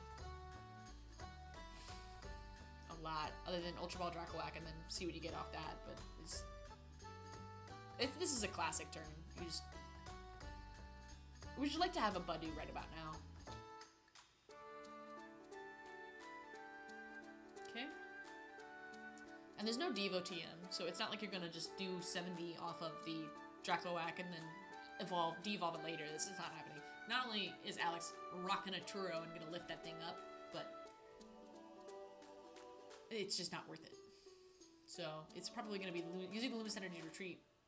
1, 2, you're just gonna don't even bother to find out what the second one is. Just put that there. I feel like that was a questionable play. I don't see that the second Dracoac card was put on the bottom of the deck. I don't like that. I'm gonna call that out, Lance. If you watch this later, please pay attention to your order of operations for Dracoac. 10 damage, Itchy Pollen. That's what you're looking for. So that was a very lightning fast turn. So good on Lance for maximizing the time. Question mark on whether the Dracoac Draconic or Recon Directive got put to the bottom for the first Recon Directive. That is really easy to miss. It might have happened. I might have missed it because it's easy to miss. Okay, Alex is taking a look. The other cool thing about Dragapult is it's a Terra Pokemon, so if a Dragapult gets in play, Lance gets that extended bench space as well. Sometimes when you don't play the Area 0, you forget about that, but it's right there. Area 0 to Underdubs.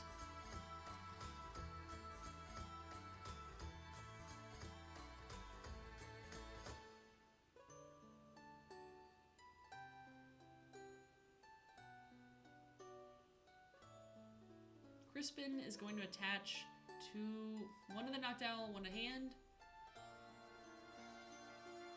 Okay. Genome hacking is not going to be available this turn, but a manual attachment will at least charge it up for a second Crispin later. Hoot Hoot is going to retreat. Rotom is going to come back out. Rotom is going to take a knockout. Alex will go back to 4 prizes to Lance's 6.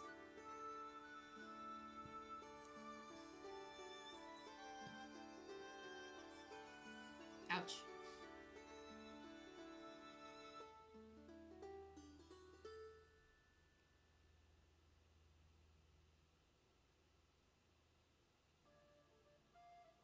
Okay. Lily or a boss off of the Dracoac. We're gonna go for, it looks like, the Lily. Which is kind of funny because there's already a Lily in hand, but, you know, if you're gonna shuffle it, might as well. It doesn't really matter, because it's not like Iono where it goes to the bottom. Lance is thinking very deeply. The head tilt indicate... The head tilt makes you think faster. I have to say, there's something about Stream that was unexpectedly... it's not the same sense of drain as playing a day 2, but it's a little bit close, because you're thinking not just in one deck, but in both decks' directions. And it's definitely easy to predict wrong. I've done it 4 or 5 times already. So when you're streaming, there's a whole new set of skills that I have not practiced nearly as thoroughly as my play skills. You know, when I sit down and play a game of Pokemon, I'm not questioning what am I going to do next. I know exactly what I'm going to do intuitively because I've been doing it for so long. That exact direction. But streaming is a different set of skills. You need to think for two people, not just one. But also you don't have to obsess over, you know, are the cards in your hand or not. You just intuit that from the stream coverage. And the stream coverage has gotten so clean. Like, clearly someone in the background is paying attention to who goes what and what goes where, because every game, the energy support retreat at the bottom has been pretty much spot on. The prize count has been spot on. Previously, that has not been the case. Previous streams that tracked prize cards would sometimes lag a little bit or someone was not paying attention. But no. They have fixed that so tremendously. And I even like the glowing blue line for whose turn is it right now. So you can see exactly the draw, the pass, the attach.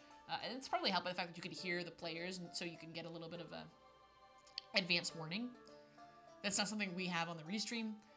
Instead, on the restream, we have the ability to innovate a little bit with the design. Like, if I want someone to come in and call in, it's very easy for me. If TPCI wants someone to come and call in on their cast, they have to be paid money.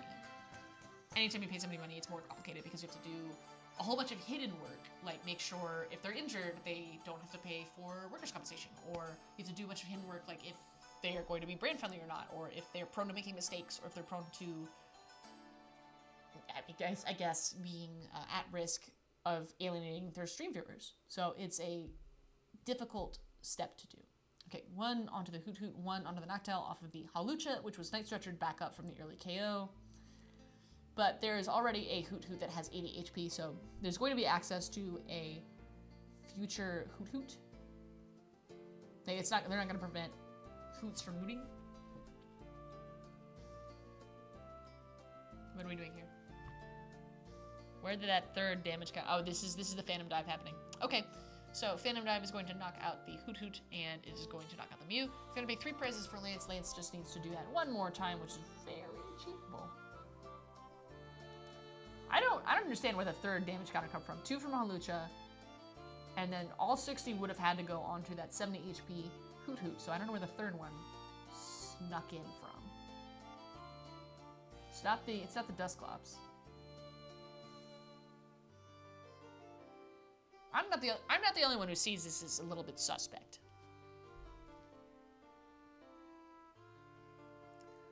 Okay, shuffling the hand.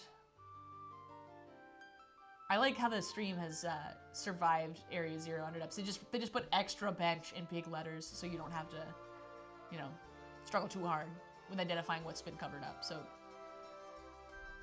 it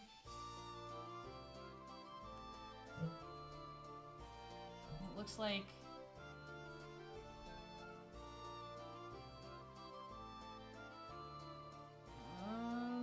a nest ball, but what are you searching for? I can't use Ursaluna right now. You have Clefairy. Okay, Pikachu EX. Pikachu EX is good. You could use Pikachu EX to take almost a knockout, and then you could maybe close it up with a Mew Genome Phantom Dive. But then you'd have to have the Dragapult active anyway, so the Phantom Dive wouldn't hit it. It would just be hit with 200 rather than the 60. 1, 2, 3 off the flip the script. Is that what you need? It's an Ultra Ball. Discarding Flareon, discarding a Tropdos. Ultra Ball for maybe a Noctowl? Noctowl? Okay, and you're gonna go for Crispin?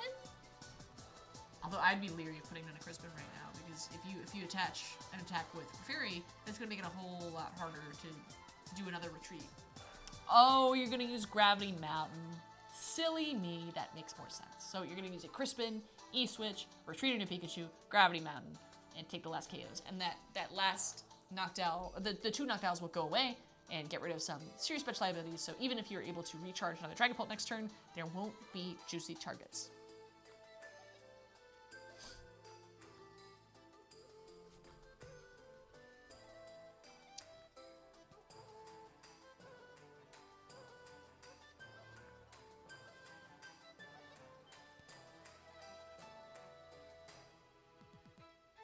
Okay.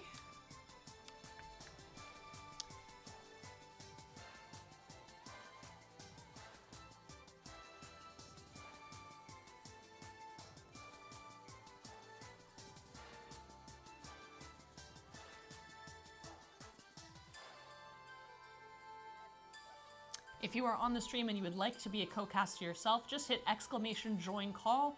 Nightbot will be able to take you to the Discord server. From the Discord server, you will be able to join the stream. The same link is also available on my main page, so if you cannot seem to get it through that, you could still get through to the stream just by joining the chat.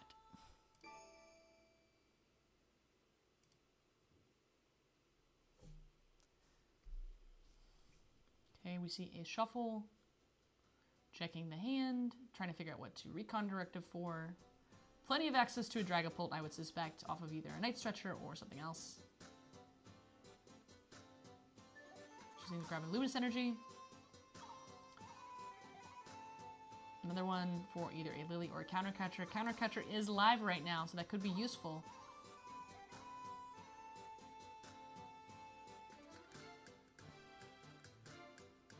Oh, there's plenty of Dragapults in hand.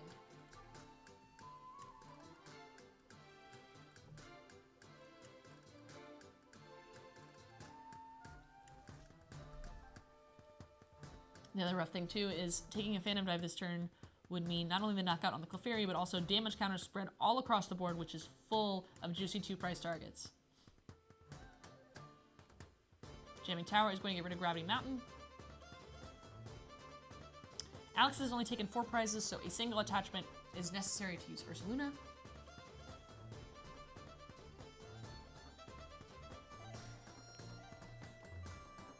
This is also the last turn you could use Dusknoir, so maybe you could use Dusknoir to set something up. I wouldn't. I would just pay the cost attack. The other thing too about setting up a Dragapult is it's very easy to knock out that Dragapult using Clefairy. Okay, here's an Iono. We're choosing not to evolve. 1, 2, 3, and 1, 2.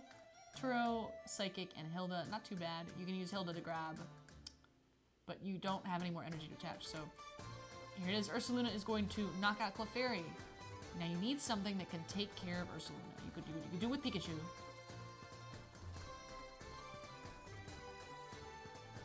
Which would only take a Crispin and an E-Switch. Here's an Ursa Vessel discarding a Noctowl for... There's not many energy left. There's a Grass. Oh, is there anything Alex can do? I guess you could maybe try to use... Yeah, you can't even use Pheasantipity because the Flower Curtain is there. So Shaman is going to prevent any Pheasantipity bench damage. Now Ursaluna will have to retreat next turn, but there's a Turo in hand, so it's just going to be an easy pickup, put back down.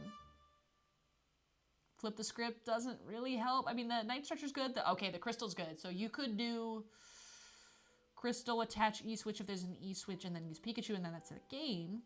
There's Crystal Energy. I just don't... I don't like it because, like, you could maybe have used Teal Dance for that. And is there an E-Switch? There's an Ursaluna. Okay. You could not exactly knock it out. Blood Moon Ursaluna does 240, I believe. So that means that Season Skill, Blood Moon Ursaluna, Mirror, you know, it's a 2-hit KO for both of them. I don't know. I would have rather seen a Dragapult attack there, but maybe it would have been too easy. Maybe it would have been too easy. Going for a Sob, it looks like. Because with a Sob, you can then retreat and use 240 Blood Moon to get the rest. And Blood Moon can attack this turn, so Turo would have to be the card to use. Unfortunately, Turo is available. I think Lance has game here. Lance can Turo up the Blood Moon Ursaluna, use the Dusknoir to go down to 1 more prize, and then after you Turo up the Ursaluna, you can just drop it back down. You don't need no attention energy. You can Dusknoir for 1 more prize, and the Dusknoir can also get itself out of the active to put the Ursaluna there. I think game is in hand for Lance. Never mind. No, what? You do the same thing. Yeah, same strategy, except instead of popping your move from the active, you're just using Latias. Okay. Lance secures the bag in a second way. Lance makes top cut. That's gotta feel good. Dethroning one of the game's greats. I watched Lance have like 20 billion finishes that I just don't know about. That's unusual though. I usually like check the top tables. Alex is going like, yeah, bummer. But at least they managed to finish 3 games in time. That required a lot of work, and frankly required work at decision velocity scale.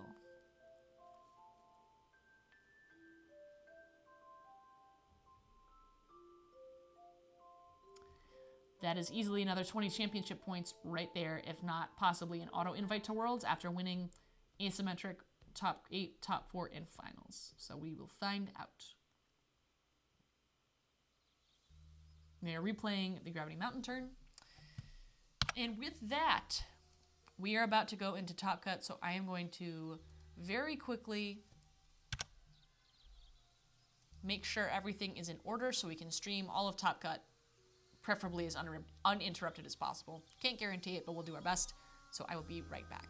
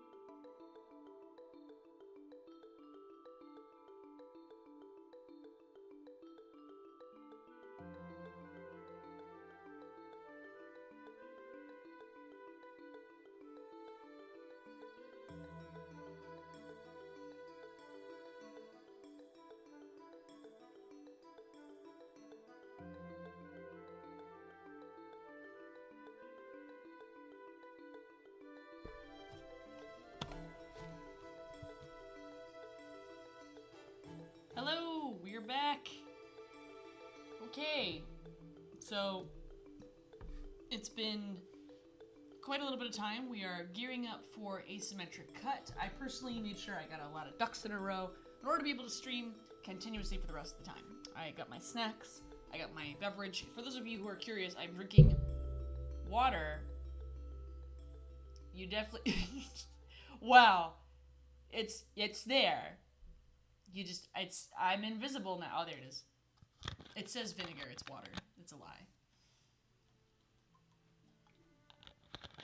Guess that flavor text. It controls flames burning over 5,400 degrees Fahrenheit, swims through a sea of lava it creates by melting rock and sand. I'm gonna go... I don't think it's mag cargo. Sea of lava. I guess if I had to, spur the moment, I'd say mag cargo, but I think it's probably a, Gen 6 Pokemon. It looks like a Gen 6 kind of an entry.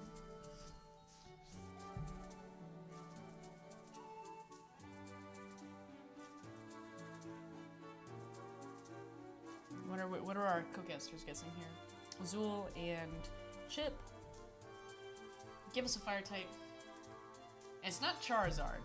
I can tell you that. If it's Charizard, I end stream. But it's not Charizard. Pokemon has so much little trivia and tidbits, and because it's a programmatic game, they have to be in there. It's impossible to memorize everything. You could memorize a lot of it. Someone who's really dedicated, did nothing else with their life but memorize Pokemon, could probably get a lot of the franchise, but not all the franchise. Gee, you crossed out Mag Cargo. I thought the same thing. Let's say the one Slugma. It was Chi-Yu. It was Chi-Yu. There you go. Good job, Chip. That was tricky. Oh, what's this?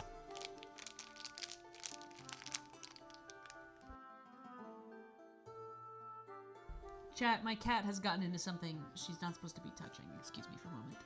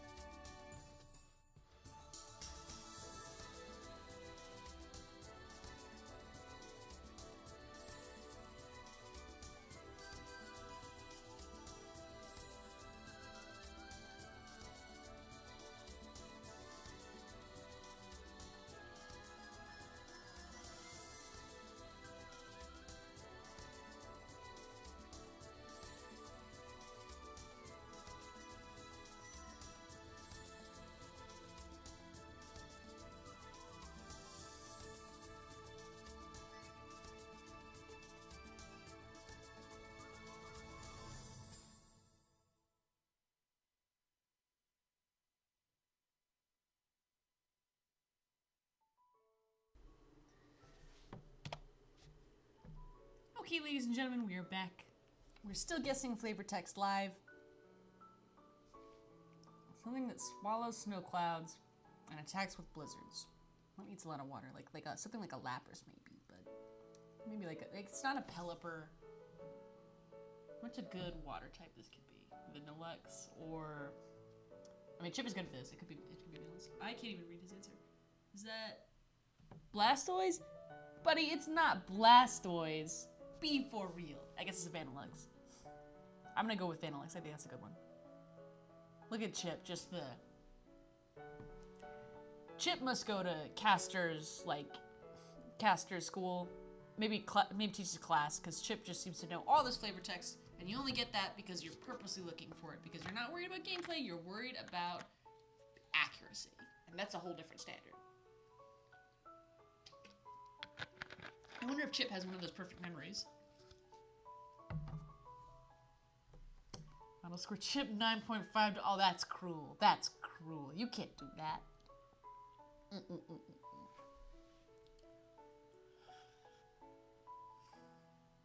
Alrighty. We are still not quite at the top asymmetric cut, but we're getting close, and every minute closer is... Ooh, it says it's up next, so no more delays. Just maybe a stinger or two, and then we will get to see the rest of this tournament. I'm personally hoping that Gardevoir does not win. I think if Gardevoir wins, this format is cooked. As a Kangaskhan believer, I'd like to see a Kangaskhan win, but I can live without. Everyone who was around me knows I was hyping it up. I was hyping it up at the beginning of the stream. Still hyping it up now. I just love Kangaskhan as a deck. But we're starting with Gardevoir right now. Oh, let me get chat open. I've had chat closed for a little while. So if anyone has said anything useful, which happens quite frequently, I haven't seen it. Alright, nothing new. Okay. We got 6 minutes.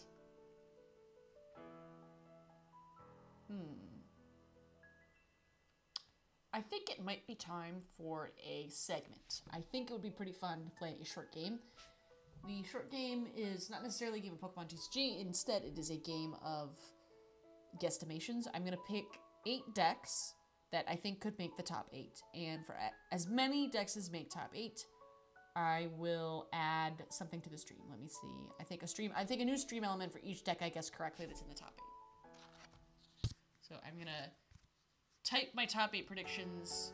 Actually, that's silly. I could go on like PokeRank and find the pairings and Google and cross-reference. So let me do that. Let me do instead, who do I think will make the top finals? I think it will be finals. For each person in finals I was correct, I will get a stream element. So I will say the finals is going to be a Guardy versus Kangaskhan. Okay, and if I'm wrong and the finals is not Gardevoir versus Kangaskhan, then I will instead place 0 new stream elements for next time. So it's 2 new things I will not be learning. So that's a real, actual stake for me. I'd rather continue streaming, learn more, and do more different each time. This time instead it looks like I will just be waiting to see if Guardian and Kangaskhan are out. I'll try to add things by the end of the stream. I wanted to have, when I started this plan, I wanted to have a box rotating above my head, and the box was going to have a command, so you can do command open box, and the box would open. I did not have a GIF of a box, and I went on like some royalty-free websites for like all of 0.2 seconds and didn't see anything I liked that was immediate. So instead, that'll be a future thing. But I wanted to do this stream again because every time there's a regional that I can't go to, I'm sad. I'm just like, oh, I wish it was a regional. But I could go to the regionals online. I could just watch the stream, and restreaming kind of feels like being at a regionals because I'm actually thinking about the game. So. And also, I've been talking to a lot of community members this weekend. Like, I've literally talked to more people than I can remember, which is almost like how it is at a regional, except a regional is like you're in person. So, I think this is a good way to get some of that regionals magic for when the location is too far, or when my wallet says, not this weekend. So, because, I mean, I don't think the regionals are out of reach. I think you could go to as many regionals as you want, as long as you work really hard to do it. The problem is that I like to travel in comfort and style. So I like to take the planes I like rather than just take the Spirit airline. I like to take Ubers everywhere rather than just like get friends to drive me. So, I mean, you could do regionals very cheaply if you build a community about it and you're smart about it and you choose to save as much money as humanly possible, and you kind of don't get to eat, except unless you bring snacks. You could do regionals for like $500 for a weekend if you really like. If you were like any regionals for $500 is not achievable. Sometimes you just have to get flights that are too expensive. But I think you could do almost any regionals for $500 total, including travel and costs, if you were clever about it. And 500 is a lot. You could definitely get regionals for cheaper. Like if you're driving, that's like a $400 flight or a $200 flight in exchange for maybe tops $50 of gas. You just expend more time instead. So the balance of traveling can definitely skew in multiple directions, and especially if you win prizing, you can travel more, because if you win prizing, you can sell it, you can fuel your travel, and it's a hobby that sustains itself rather than a hobby that draws from you. There's a difference. If the hobby is only drawing from you, then you're getting less from it, and so you don't have as much fun. If the hobby fuels you in return, you know, it loves you back, then obviously you want to play more. So that is the twist of the day. It looks like I have a thing in my eye. I think it's just a shadow. That's cute. I didn't realize it was like that. I think that.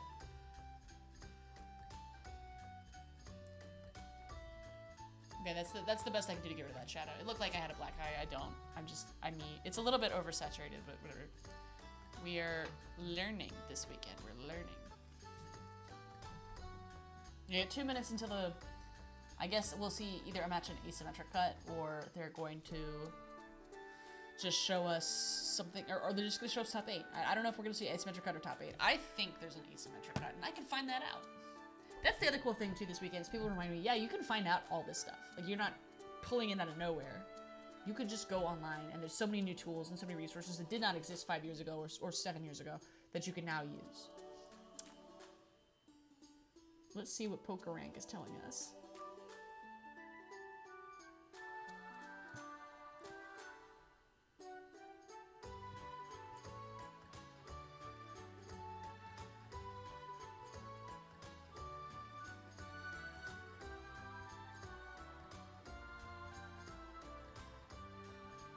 Milwaukee Regionals, tournament standings, active pairings. Here we are. Okay, so there's 2 players with a bye. That is Jackson Ford and Brandon Salazar. We saw Brandon Salazar on stream. Jackson Ford is playing Charizard. So the asymmetric cut consists of Ian Robb versus Lance Bradshaw, Carson Washer versus Tord Reklov, and Abon Ahmed versus Aiden Koos. Ian Robb we saw early on stream. I think playing Dragapult. Lance Bradshaw we saw on stream playing Dragapult, so it may be a Dragon. No, Ian's not playing Dragapult, is he? That's not right. My wisdom is lacking here. Carson Washer is a new name to me. I don't know this individual. They had, it looks like a pretty tough matchup. They played Aiden Toller. Interesting. And they beat Callie White. Shame, I love Callie. And they have to beat Tord Reklov to make it into Cup. So that is not gonna be easy. Abon versus Aiden. That is just. Abon's bracket is disgustingly difficult. Oh man. Started with a fight against Adam Kalamat, a VGC streamer who also plays the card game. Played Luke Morza, Nathan Stratford, and Ryuki Okada to get here. And Tim Vince and Luke Smith. Oh, okay. I guess Luke Morza is now just Luke Morza, not Luke Morza Smith. That's what I mean. I'm mistaking them. But Abon has had to do a lot of gameplay, whereas Aiden Koos played RJ Squires, Ben Dauberstein, Hunter. He lost to Hunter, who we saw on stream. Christian Labella. Man, these were early matchups. Oof. So everyone is playing incredibly good against incredibly good players. Here we are. Chip and Azul are on stream getting us ready. I am checking our pairings. See if there's anything I'm missing. But yeah, 38 points is safe in the asymmetrical cut, and 34 points made cut and is not safe. So there were 1, 2, 3, 4, 5, 6 people at 11-2-1. Wait a minute. 1, 2, 3, 4, 5, 6, 7, 8. There's only 8 people. There's no asymmetrical cut. What? I guess everyone who made 11-2 was 11-2-1 was a clean cut of 34 points. That's rough. Although that doesn't make sense, because Jackson Ford and Brandon Salazar are listed as having a bye, which you don't get buys in top 8. That doesn't happen. It only happens when there's an asymmetrical cut. So there's clearly a 4th asym game. I just don't see. Here, okay, we're gonna get a real answer to this. Top 16. Okay, so Brandon, Xander, Hale, Rowan, and Jackson are safe in top 8. That means Aiden. Okay, this makes sense now. Aban, Aiden, Ian, Lance, Carson, and Tord are playing. Okay, so the site I'm looking at just does not handle asymmetrical cut at all. So Brandon will play whoever wins from Aban or Aiden. Rowan will play whoever wins of Ian or Lance. So Rowan will probably play a Dragon Pole Guardy game, and Jackson will play either Tord or Carson. Ooh. Rip Callie White, and also Rip the other girlie who, shoot, I can't remember who Callie was playing. Callie played somebody else from Project Artemis, and then that knocked both of them basically out of contention. Not because they tied or anything, but because the one who did win then lost to one of these individuals. And Serena Schaefer lost. Rip. I'm rooting for Serena. Oh yeah, Carson Washer beat Callie. And then Callie and Emma played. Yeah, Callie and Emma Hagen. So Emma Hagen unfortunately did not make top cut just by winning in, just with the winning in, lost to Alex Shemansky, then Callie Wade after that. And then after that it was Carter Malnick. It was really, really close, but not quite enough. Winning 11 games in 14 Swiss rounds is ridiculous, by the way. That's incredibly difficult to do. Because if you take every game of Pokemon, you have maybe like a 50% chance of winning before you start accounting for how good someone is. But you have a 50% chance of losing, so you have to dodge all these losses, which is and the ties. So it's extraordinarily difficult to get your win rate high. Some sports they're like, yeah, 55% win rate, you're clearly one of the world's best. Pokemon is a weird game where a lot of our best have a bit higher than a 50% win rate, and Pokemon is not really a game where you expect every matchup to have a 50% win rate, because a lot of those matchups will not. It's just on balance, you would expect the global average to be 50%.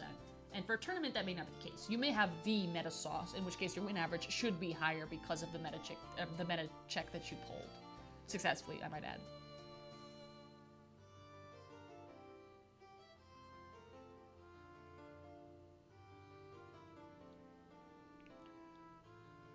Alright, are we gonna get to see... I don't know which stream game we're gonna get, actually.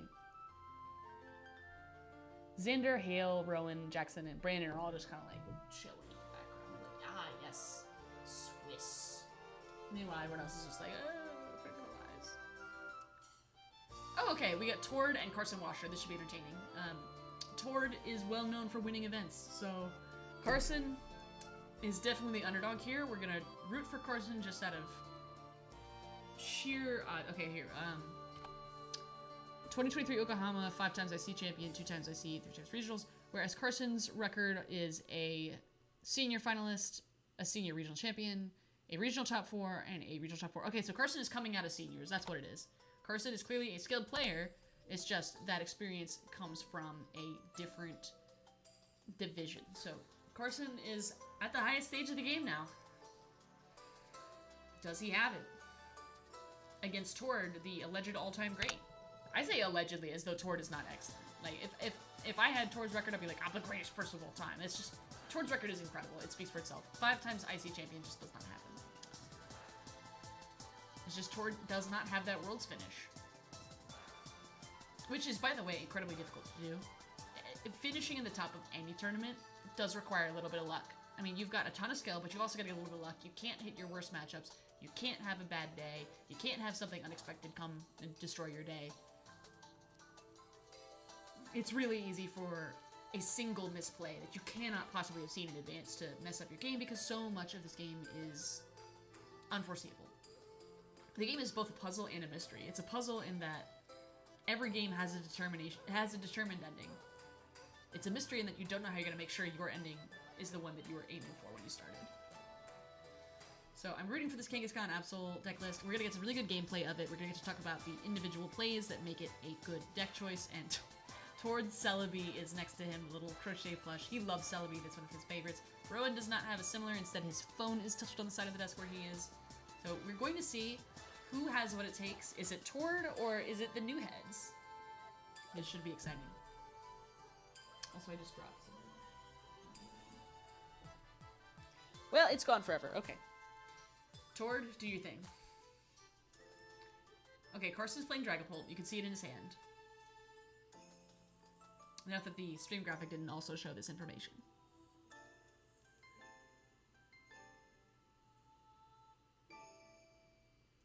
Alrighty, we have a prize coming down.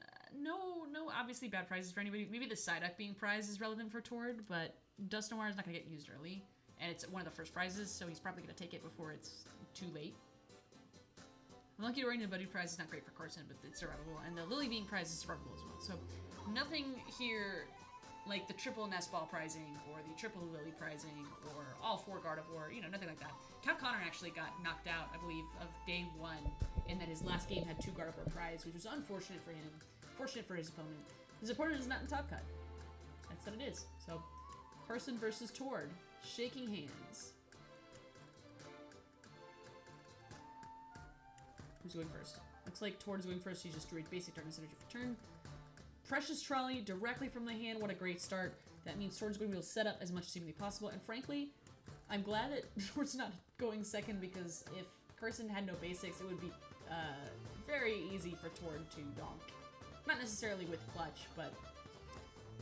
Well, okay, actually, Clutch would only do 40 with the weakness, so... It would need, like, a Vitality Band, and I don't think his deck is running it, so...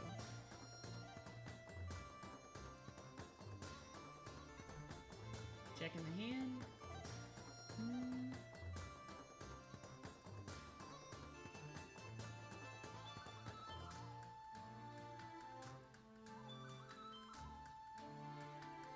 Okay, doing a deck search, seeing which things are prized.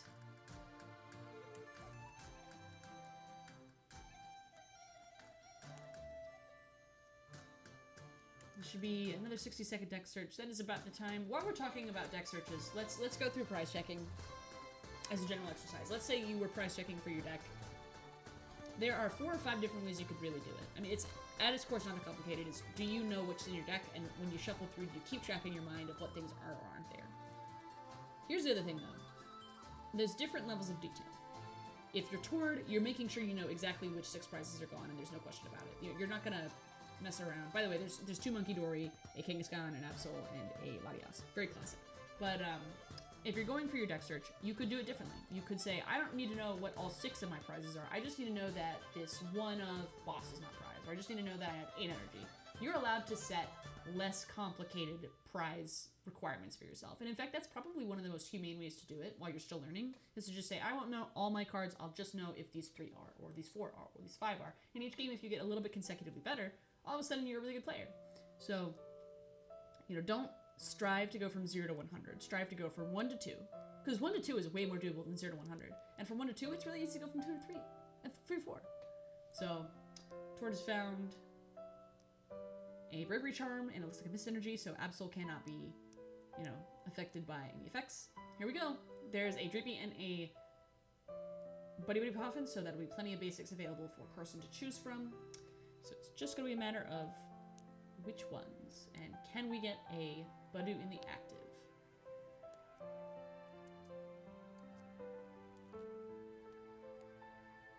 We're checking through the deck. We're going to see our prizes. There's nothing really obvious prized.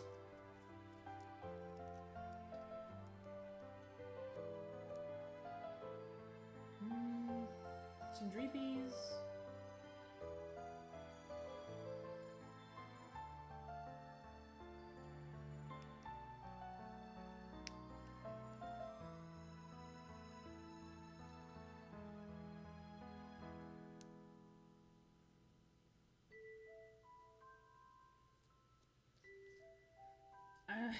If I'm Carson right now and I'm looking at this deck, I think my prize map is going to be not necessarily 2-3 prize knockouts. For one thing, that's just inefficient to do when Penny is available.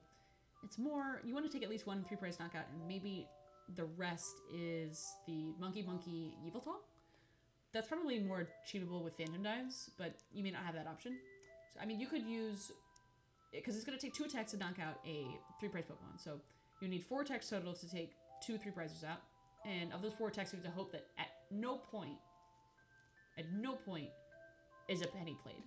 So that's a pretty hard thing to hope for. You're going to end up getting pushed from a 4-turn clock, plus not only your setup, to a 5-turn to a 6-turn clock, depending on how many pennies get played. So Setup plus 6 turns is less likely to be faster at taking 6 prizes than Tord Reklev if he's able to take, Claw of Darkness 1, Claw of Darkness 2. And Claw of Darkness will, make the setup take even longer for Carson because there'll be important cards gone, or the only Draklak at the hand will be discarded. Claw of Darkness 1, Claw of Darkness 2 could take out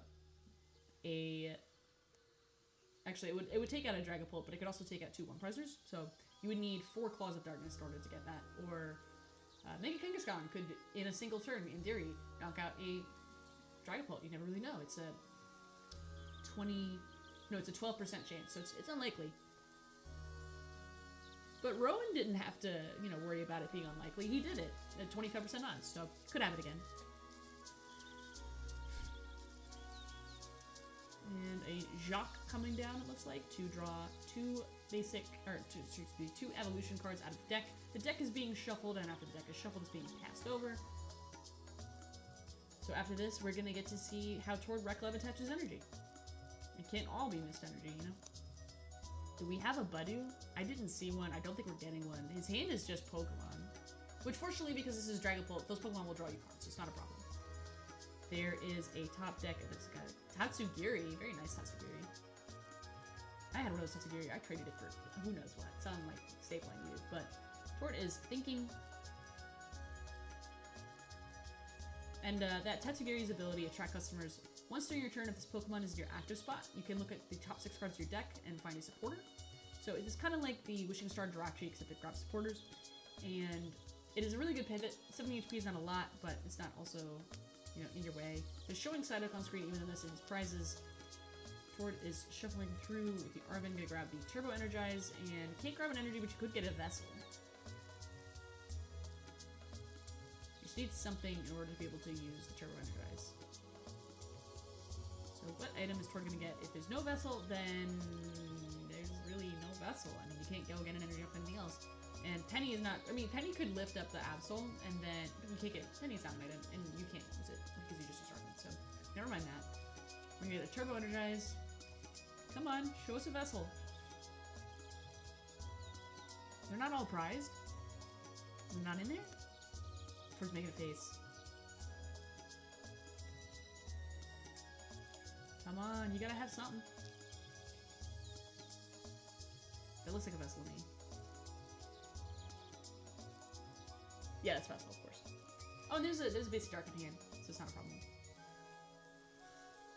Using Latias Retreat into the Big Monkey.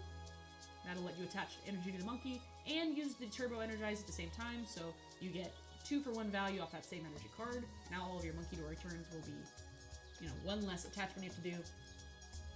And in the active versus Dragapult, you're not expecting it to get knocked out anyway.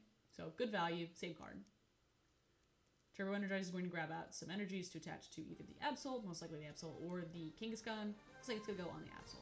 Yep, 2 to the Absol. The Absol is now charged up, and it has 330 HP. Very juicy. It's basically a Charizard, and it's immune to effects. Does it get any better than that? I don't know. I guess we'll find out on Carson's turn.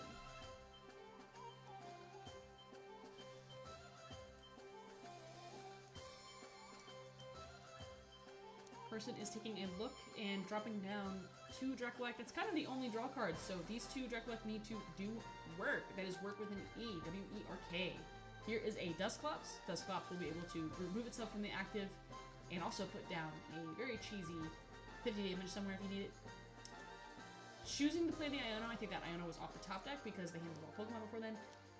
That's going to put away the Dragapult, but you could always get it back later. What it's actually really going to do is give Person a chance to draw more anything, so that these Draculaks are better able to make their decisions, and that so maybe there could be a rare candy play. Okay, there is a Neo Upper, that's great. And a Budu, hey, not bad. You'd definitely rather have Item Lock than not, although Item Lock is not about to stop Tord Reklev.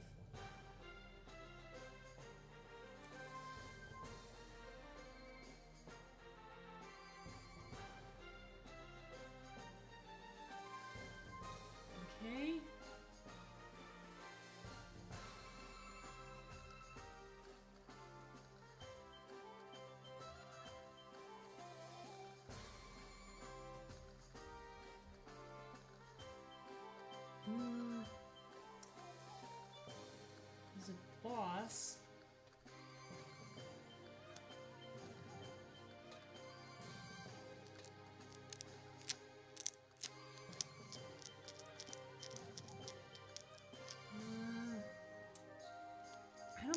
anything other than maybe use some kind of out to buddy this turn. It's kind of bad that you evolved it, because now you can't pay a single to retreat it, you have to pay 2 to retreat it. Okay, and attached to Draculac. And a Buddy Buddy Coffin. What is that going to grab for you?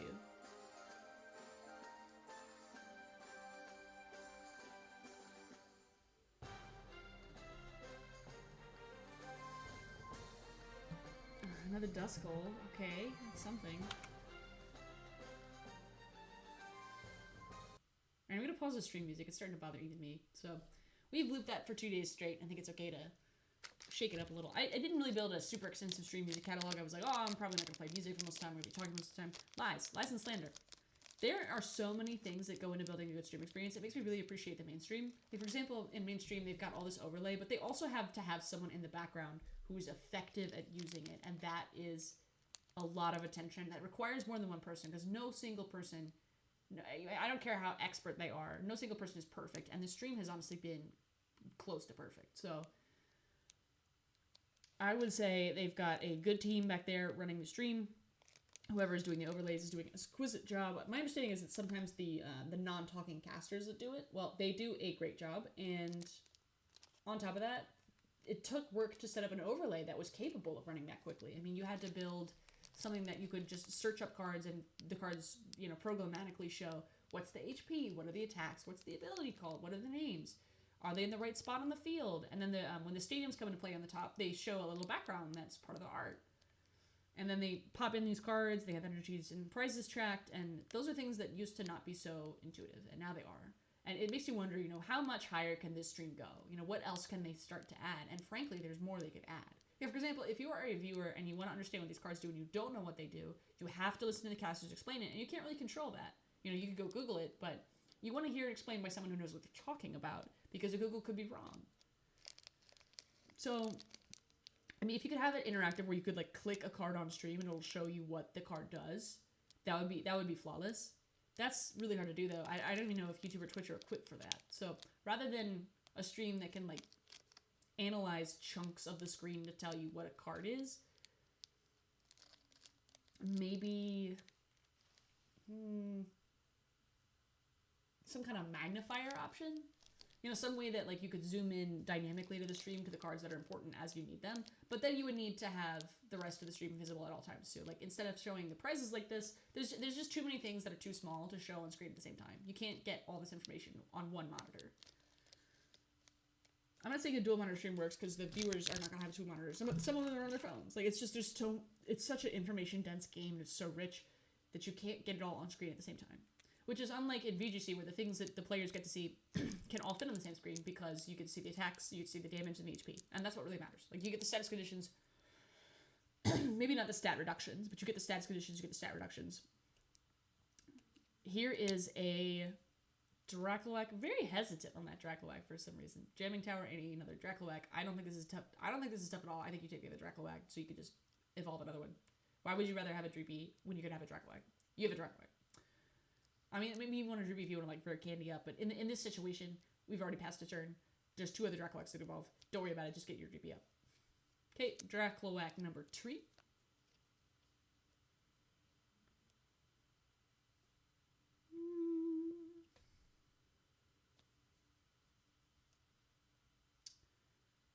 Carson is thinking this through, going, what are my options to take a knockout here? And that really scary Absol is there. I guess we're going to go for the stall with Pecharunt. Although you can't really stall. Okay, we're going to knock out Pecharunt, which is going to prevent the Kangaskhan loop play that sometimes gets made, where you promote the Kangaskhan using Latias, then use Pecharunt to put up the Absol. That's not going to happen here.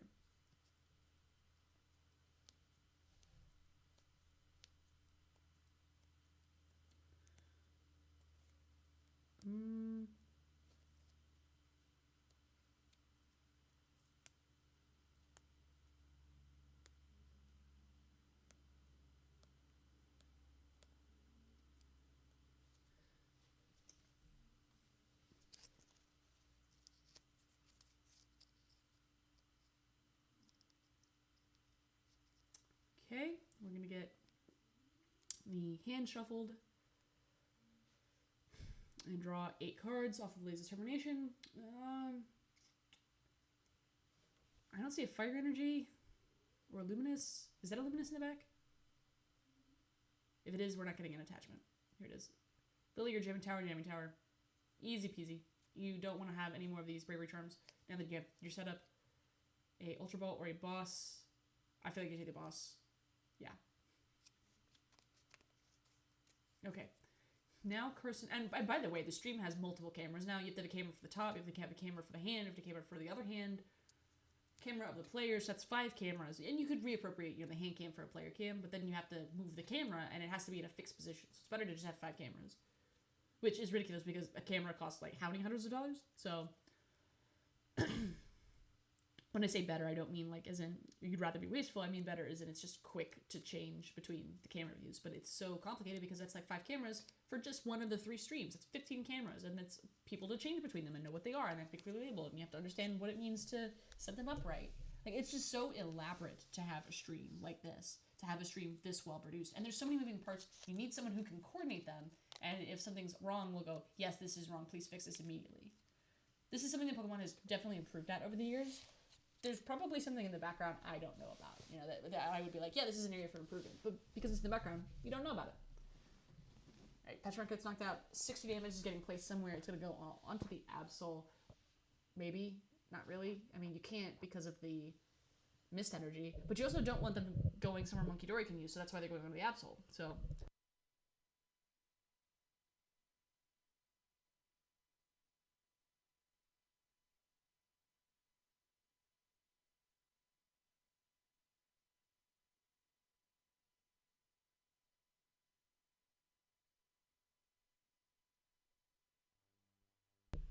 then they'll just all go back onto you.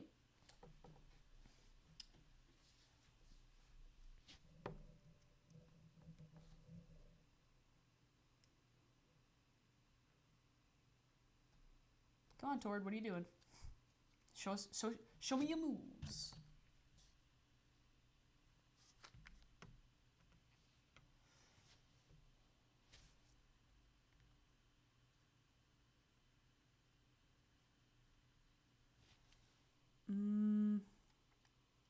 There's an energy down. That hand size is looking very thick. Very, very thick. Almost attached energy. Didn't go for it. Going for it. Monkey Dory can now use its effect.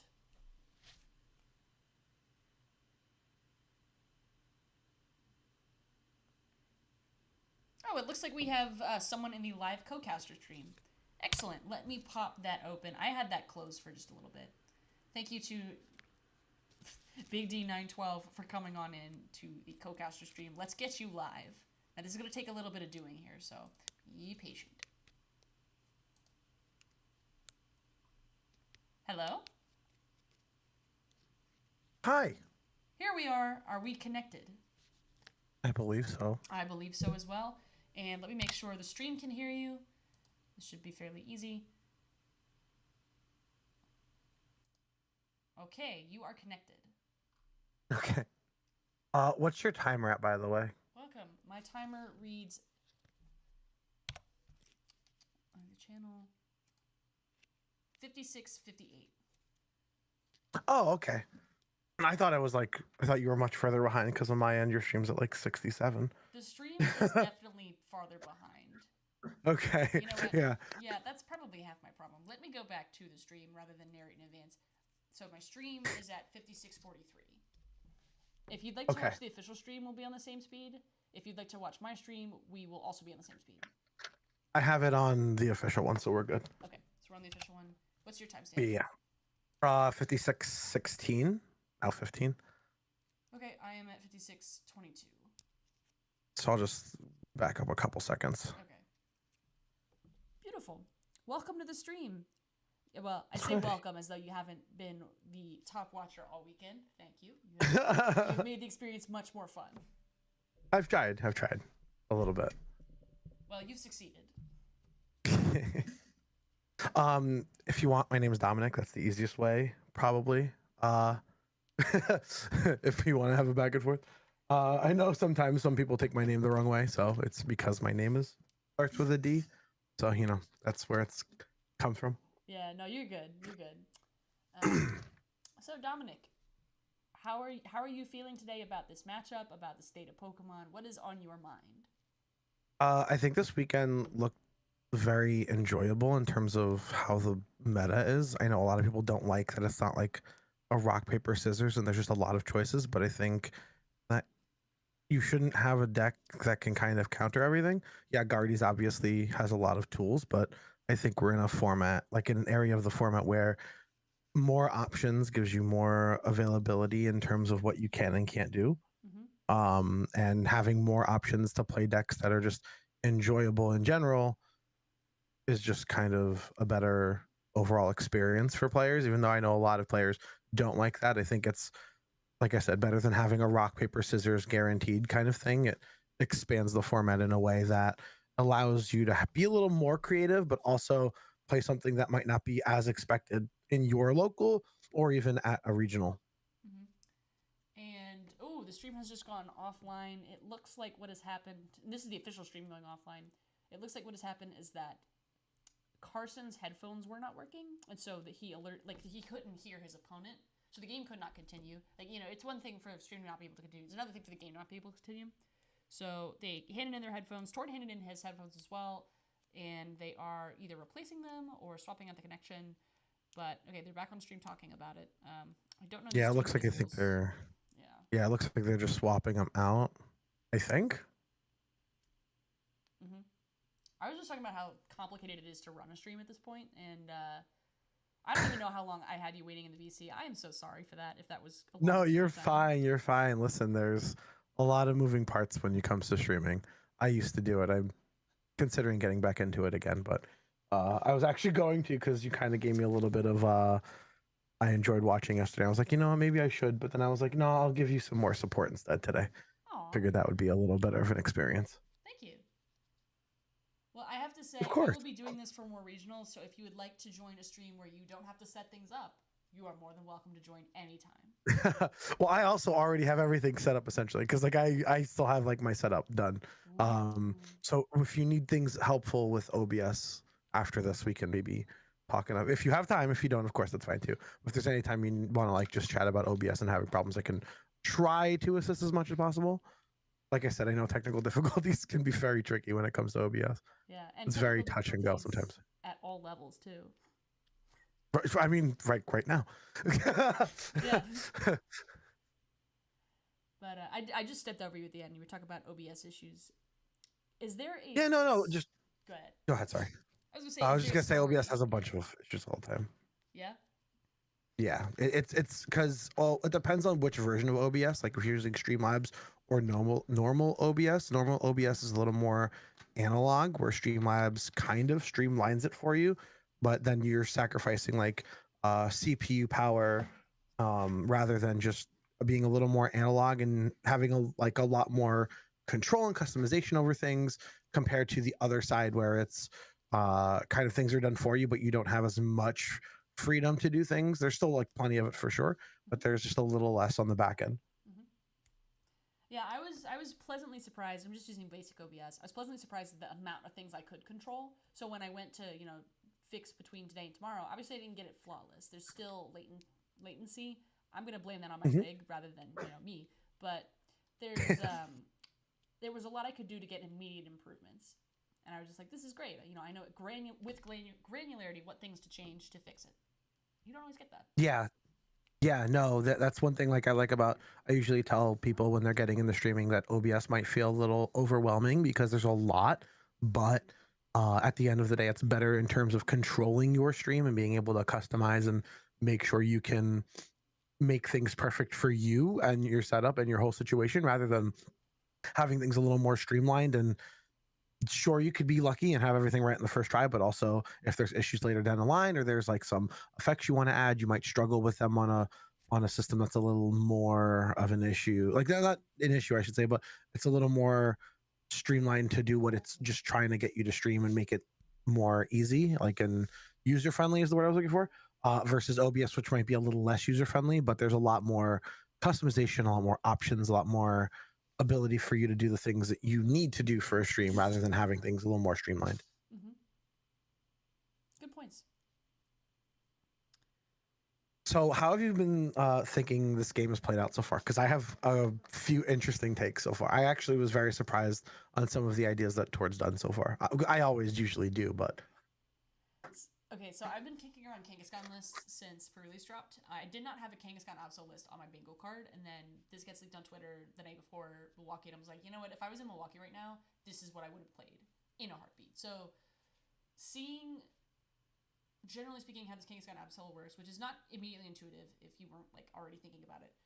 The point is to use Absol as much as humanly possible to get Claw of Darkness and pressure 2 KOs, and then flip with Penny in for like pinch hitter turns. But generally speaking, you don't always have access to that. Rather, you'd be pressuring with Monkey Dory. So really, the point is to just deal 200 and deal 60, which is the same thing that Dragapult does, except instead of needing huge beefy stage 2s to do it, your only problem is getting Precious Trolley and the energy down.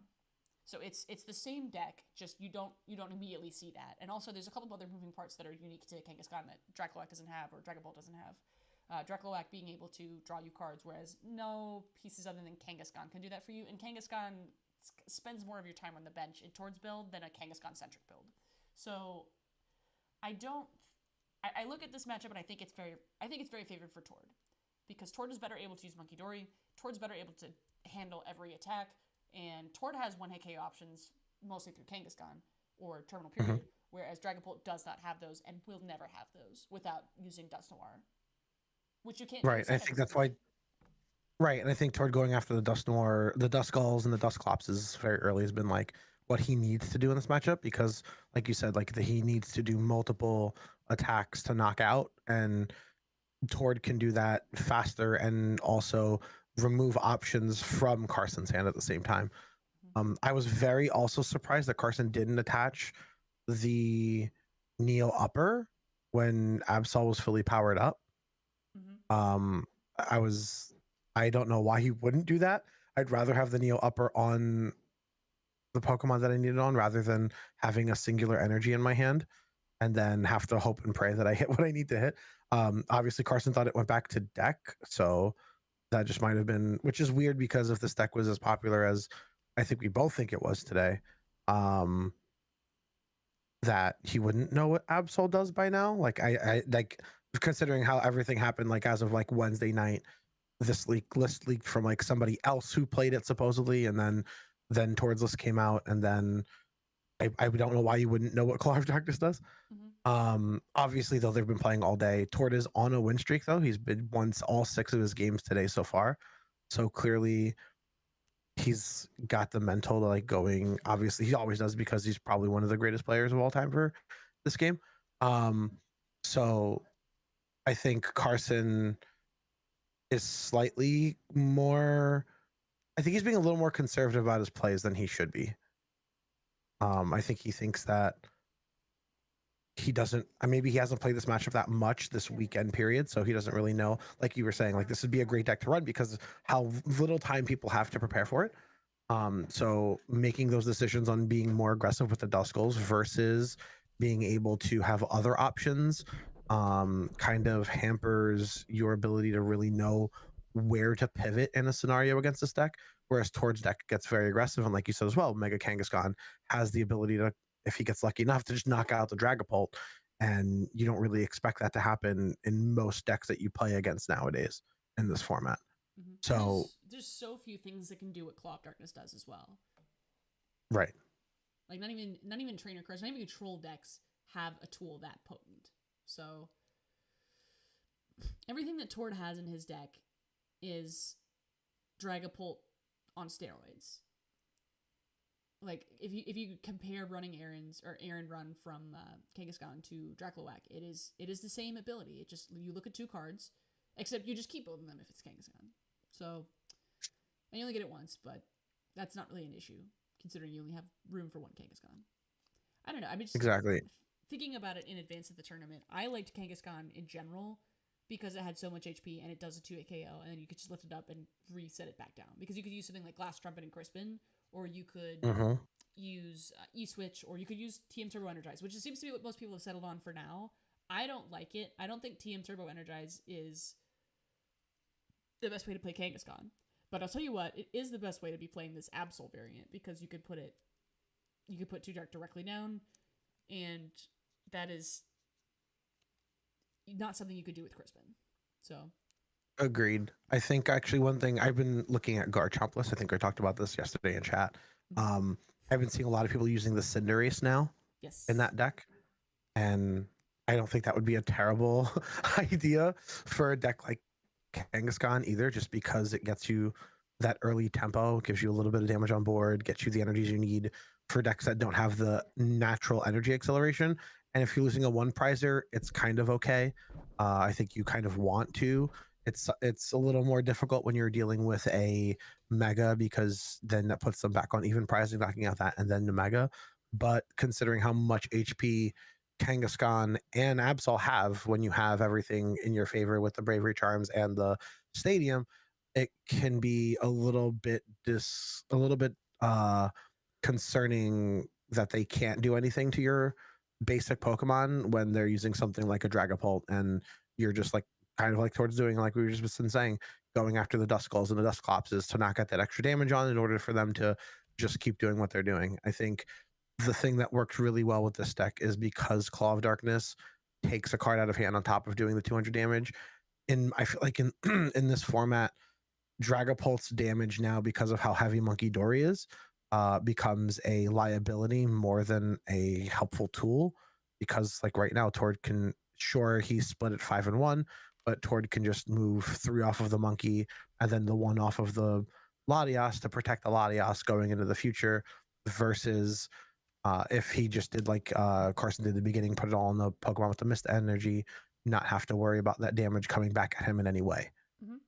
Mm-hmm. Very wise. I'm glad they got the technical difficulty resolved too. I mean, we've been staring at this matchup for a little bit, but that took some doing. That took 2 people just frantically like kneeling and trying on headphones, doing things. So props to them. They're never gonna get their names said on stream, I don't think. So No, and they've been working overtime because they've had a couple of headset issues this tournament, which is a little unusual. Usually they've been pretty good about it, but I guess it could have just been something in the air this weekend. Something about the Midwest just. I'm sorry. All the headphones are actually tuned to Chapel Roan at all times, so you're not allowed to listen to Pokemon. Could you imagine? That'd be fantastic. Oh, that'd be great. I didn't see if his hand has the Stadium in it to knock out the jamming tower. To knock out the jamming tower, because healing the Absol would give him. I think that would give him enough. I think he was trying to dig for it on the prizes there. Mm-hmm.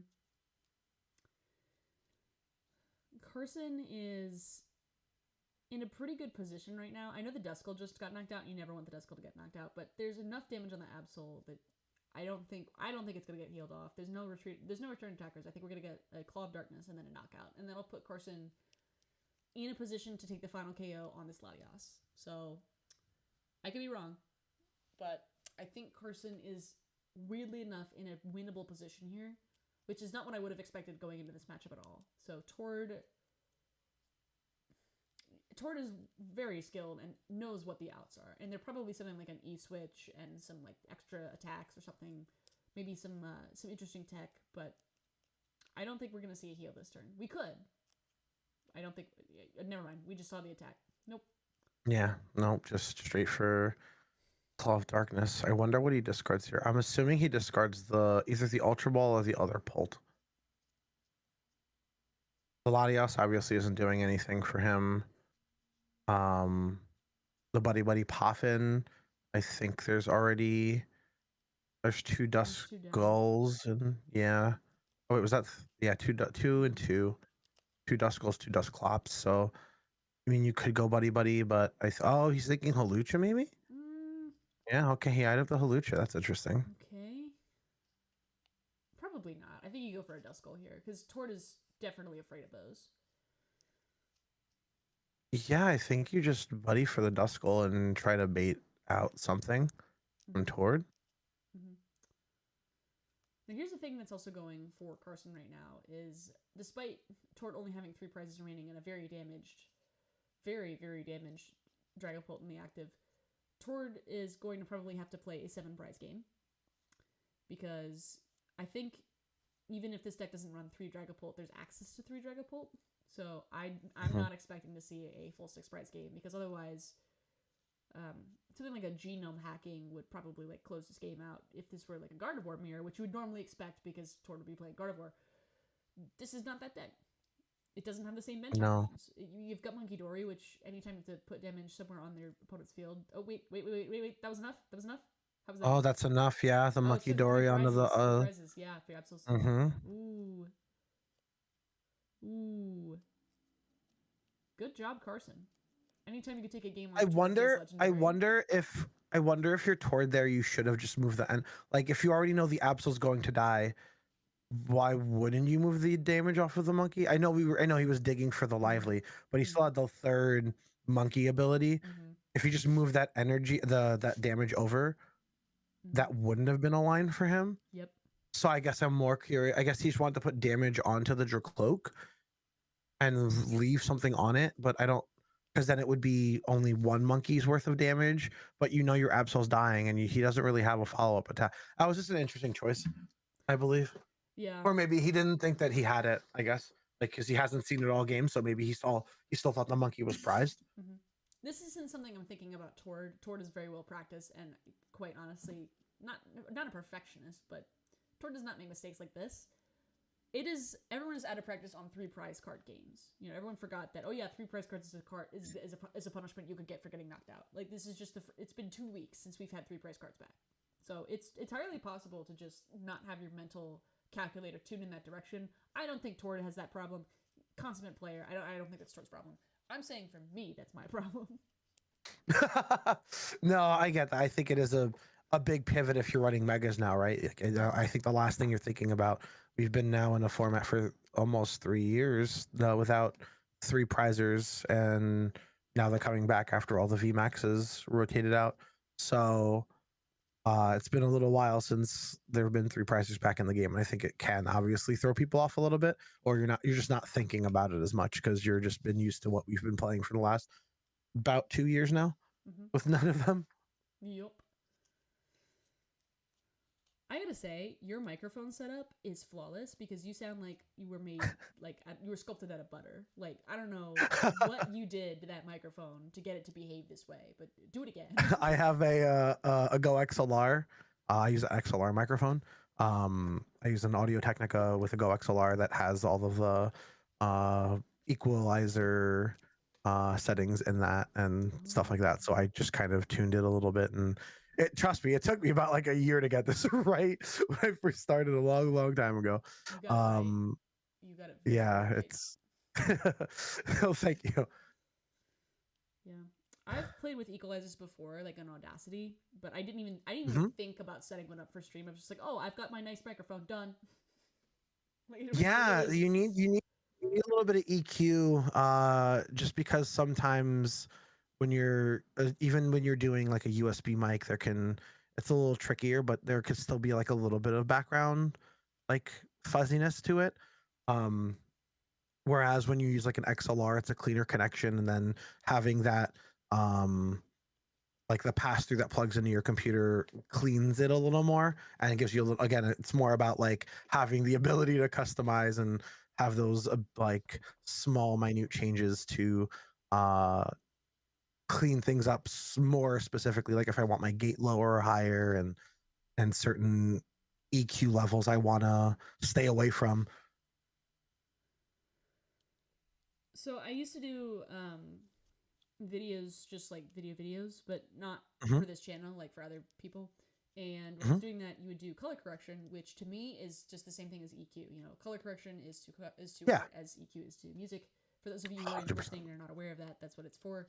And the thing about color correction that I like is when you boost the contrast. So things are, you know, like whites are whiter, blacks are blacker. That's just kind of how the color works. So to me, EQ does that.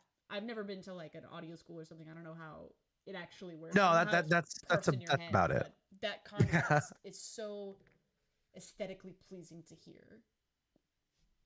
Yeah, I understand that a lot. Yeah, that's kind of exactly how it is. It's zeroing in on the right frequencies of how you want to make things sound a little bit.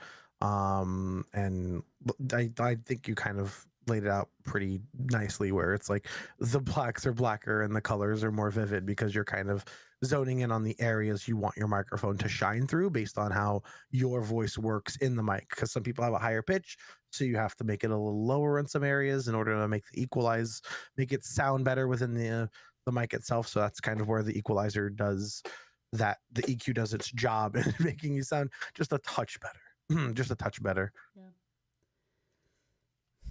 I'll say this: I'm very happy that I was right on the verge of getting a new laptop before this, because I've had Hmm. this for like 6 years now, and it's a very interesting. I did the custom specs for it 6 years ago, but I don't. I made some choices that, in retrospect, with all the knowledge I've gained, I'm like, what were you thinking? Like the storage drive is like 128 gigs, and I'm like, Yeah, this that's is a my main PC. Like, I could have done way better. Like, and I made that decision because I had the terabyte already. Like, I had like a solid mhm. state drive that I could just plug in. Yeah. I still have that, but I'm using it for something else now. So I'm just stuck with 128, and I'm just like, okay, this is annoying. Like all the time. Like my Steam games, I have to like delete them and reinstall them. Like I just complete nonsense. But I was like, I'm gonna save like $20. No, you idiot. You gave yourself a heart attack for 20 years. But like Right. Yeah, you 6 years. just put yourself through a little bit of agony for $20. But I think that's where you live and you learn, right? Like that's how you learn how to get a little like it kind of forces you to be a little more uh like to gain that knowledge that you didn't have. It just forces you to like learn a little bit. And sometimes it's good, sometimes it's a little concerning, but sometimes it can be good and be a little helpful as well. Mm-hmm. You got any creative technology moments like this where you've maybe acquired something, you're like, why did I do that? What was this for? Like Oh, when I a made my cord first or PC, absolutely. When I made my first oh. PC, it was I was a little uneducated and I made it because I wanted to stream and I wanted to be what I thought was a smart place with my money, and it was definitely worse. And I was fortunate about 6-ish years ago to have someone come into my stream and donate a PC to me. It was like a brand new Wow. PC. They were like did really good with Dogecoin, and this PC has been pretty good. I had a couple issues with it a couple years ago because there was issues with Intel processors Mm-hmm. that they weren't telling people until the newest one came out, the 13th, I think it was, Mm-hmm. that the 11s and 12s were having issues overheating. And so I had a 12 in mine, and I just had gotten mine fixed about now. It took like a year and a half ago, so it took about 3 years for it to get fixed. Mm-hmm. But once I figured out what the problem was, I have a micro center near my house, about Ooh. like 15-20 minutes away, and I paid like $200 to give it the full coverage through them, and Mm-hmm. they pretty much replaced every single piece of my PC except for my fans. So everything in it's brand new in terms of like how old it is. It's all brand new. It's all about like a year old now. Um, but everything has been running fantastic. And the only thing I would need to probably change is my graphics card at this point. I have two terabyte drives, so I'm starting to run out of space like now, but I could definitely make a lot of room.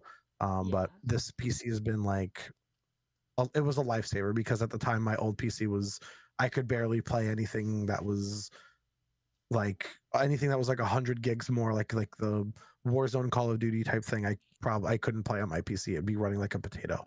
Mm-hmm. But this one can kind of run everything still at like high settings without any problems. So I was fortunate enough for that, and the luck that I had with having the micro center and everything like that as well. That's true. We have one maybe like a 20-minute drive from my house, and I've been about 2 times. We bought a big desktop for a friend, and then we went to go pick it up after it was built. They didn't want to build it, and I didn't have time to build it, so we told Microsoft to build it. It was cheap. I mean, it was not cheap. It Yeah, wasn't they only like charge you like $150 to build it, which is really reasonable. yeah, for the amount of things we had to put in, it was like, yeah, of course we're gonna pay you $150 to do this. So Yeah. I would love And to when go they back do it, they there. cover it a little bit too, so like you're kind of even safer than if you were doing it on your own. Exactly. You get all kinds of bonuses, and the people in the store were so incredible. Like I'm used to just going into a store and people are like, I don't want to be here. I hate everything. And then we went into a micro center and people were like, hi, can we like kiss you on the forehead and give you a pat on the head, like but not weird. And I was just like, this is fantastic. Like in terms of customer service, this is fantastic. Yeah, Micro Center is really good because they like to teach new people things. Mm-hmm. Um, I think also one of the reasons Micro Center is really good is because they have bundles all of the time. And when I mean bundles, it's like they have RAM, a GPU and a motherboard that are usually decent enough and priced under like $400 or $500, and you're getting three pretty good pieces that you would probably have paid like an extra $200+ on minimum. And then you can still just use that extra couple of $100 to either pay for your GPU or get an upgraded GPU based on the money you saved. And like you just said too, like paying $150 to them to build it for you is exceedingly reasonable for, and like they're just really nice, and they walk you through everything, and they want you to make sure that you're going to have a good experience with what you're going to do, and that you know what you're getting yourself into, versus I feel like other places, which there aren't a lot of, but other places like a Best Buy, where you're just walking in to buy a PC that is kind of overpriced for what you're getting your money for usually. um so Yeah. that's kind of nice. Yeah. Definitely some consummate professionals over there. Speaking of professionals, Tord Reklev has managed to use the Psyduck and then also not lose the Psyduck. Great move. And with the Mist Energy on it, it cannot be hit with the Dragapult later. So generally speaking, Tord is in an extremely strong position to play the rest of this game out without getting affected by Dusknoir, which is not something we could say in Game 1. Maybe that'll help Tord win this top cut, but you only have 36 minutes to play 2 games, and the 2 of these players are not exactly fast. So I don't know if we're going to get a real Game 3 if Tord manages to win. Yeah, I think Carson's just been really unlucky with his draws. It doesn't really look like he's able to establish another Dracloak. Oh, well, spoke too soon. Having not being able to have that snuck in right at the perfect time. Like I know he had the Hilda, but I think he was being a little concerned not having a second Dracloak down. And I think with this Ultra Ball, I think you probably go for just the other Dracloak probably, because you have the Hilda in order to get the energy and the Dragapult. So being able just to draw cards right now is kind of important. And I would assume, I didn't see if he had another tutor for a basic, because having something to switch out the monkey would be important rather than the hard retreat it. I didn't see prizes at the beginning. I don't know if actually I also don't even know if he's running the Latias either. Nothing crazy. Latias is in this list. Okay, so I'm kind of surprised he didn't go for it, but is he gonna? Oh, I guess he just wants to establish more cards in hand. Yep. I guess he's a little scared of what Tord's been setting up, because Absol's getting close to being ready since it's got 2 energy on it, and this gives Carson some more cards in hand that maybe hopefully won't get hit by the Claw of Darkness from the Absol. Oh, well, he drew the Dragapult, but the question is, can he get another energy? Oh, no, he can't attach an energy because he already attached one to the Dracloak he just played. Yeah. Come on, Latias. I wonder why he wouldn't attach it to the Dracloak that had the energy already, because it's a normal psychic, and he could have just, if he hit, I guess maybe he wanted to spread the energies in case, because he doesn't have access to Neo Upper, but he had the Hilda. I don't know, it's a really weird idea. He played the Iono there. I mean, it's clear. I guess he was scared of a big card hand. Yeah, it's clear that Carson had no intention. You're fine. Clearly, Carson had no intention of attacking that turn. Otherwise, we would have seen a retreat method. Period. So if you're not going to attack, you know you're going to have a turn. You know you're going to spread value. That's the same thing you said. The difference is between not spreading value and spreading value here is that this Dracloak is now not a juicy target for the lone Claw of Darkness, but Claw of Darkness also is able to weaken the rest of his hand, so there's a chance that, using... I mean, oh my god, there's a cat on my keyboard. Please move! My sweet angel, no! There is a chance that using the extra energy on retreating would mean that there's no energy next turn at all to attach, so... At least if there's one down on both Pokemon, then you can use the Jet Headbutt and maybe knock out the Psyduck or something. But I don't think that's a real issue. Why are there subtitles now? Because the cat walked over my keyboard. I didn't know there was a hotkey for that. Alright, we're having an interesting stream today. I don't know if you could see the cat. She's a sweetheart. I'm cat sitting her for a couple months, but she really likes to do what I'm doing, even if I don't like her to do what I'm doing. I don't see a problem with that. No, I don't know. Do you have any pets? No, I don't currently. A little while ago, I did. When I say a little while ago, it's been a little while ago. It's been some time, but I do not, unfortunately. I have a friend who has 3 dogs, though, and he loves them to death. Hmm. Good dogs. Yes. Oh, well, I don't think he would say that, but. Oh, he drew the Neo Upper. Oh, this gives him a lot of options, actually. Oh. This could be interesting. But I think the issue here is he hasn't established any Duskulls. And that's He kind of what can't. he needs here to win, right? He needs to be able to knock these things out with one turn. Otherwise, it becomes a bit of a problem. He can't though. There's too many things protecting that Psyduck, and all it takes is just a nice stretcher to undo like 3 turns worth of like moves. Like it's gonna have to come down to multi KOs. Yeah, I think Tord not taking prizes here is also what's hurting Carson. The fact that Tord doesn't want to be the one who takes prizes first because he knows it's going to be counter catch raw on the Psyduck in order to start doing some things, is where Tord's playing very clean. Not that he wouldn't already, but being able to protect the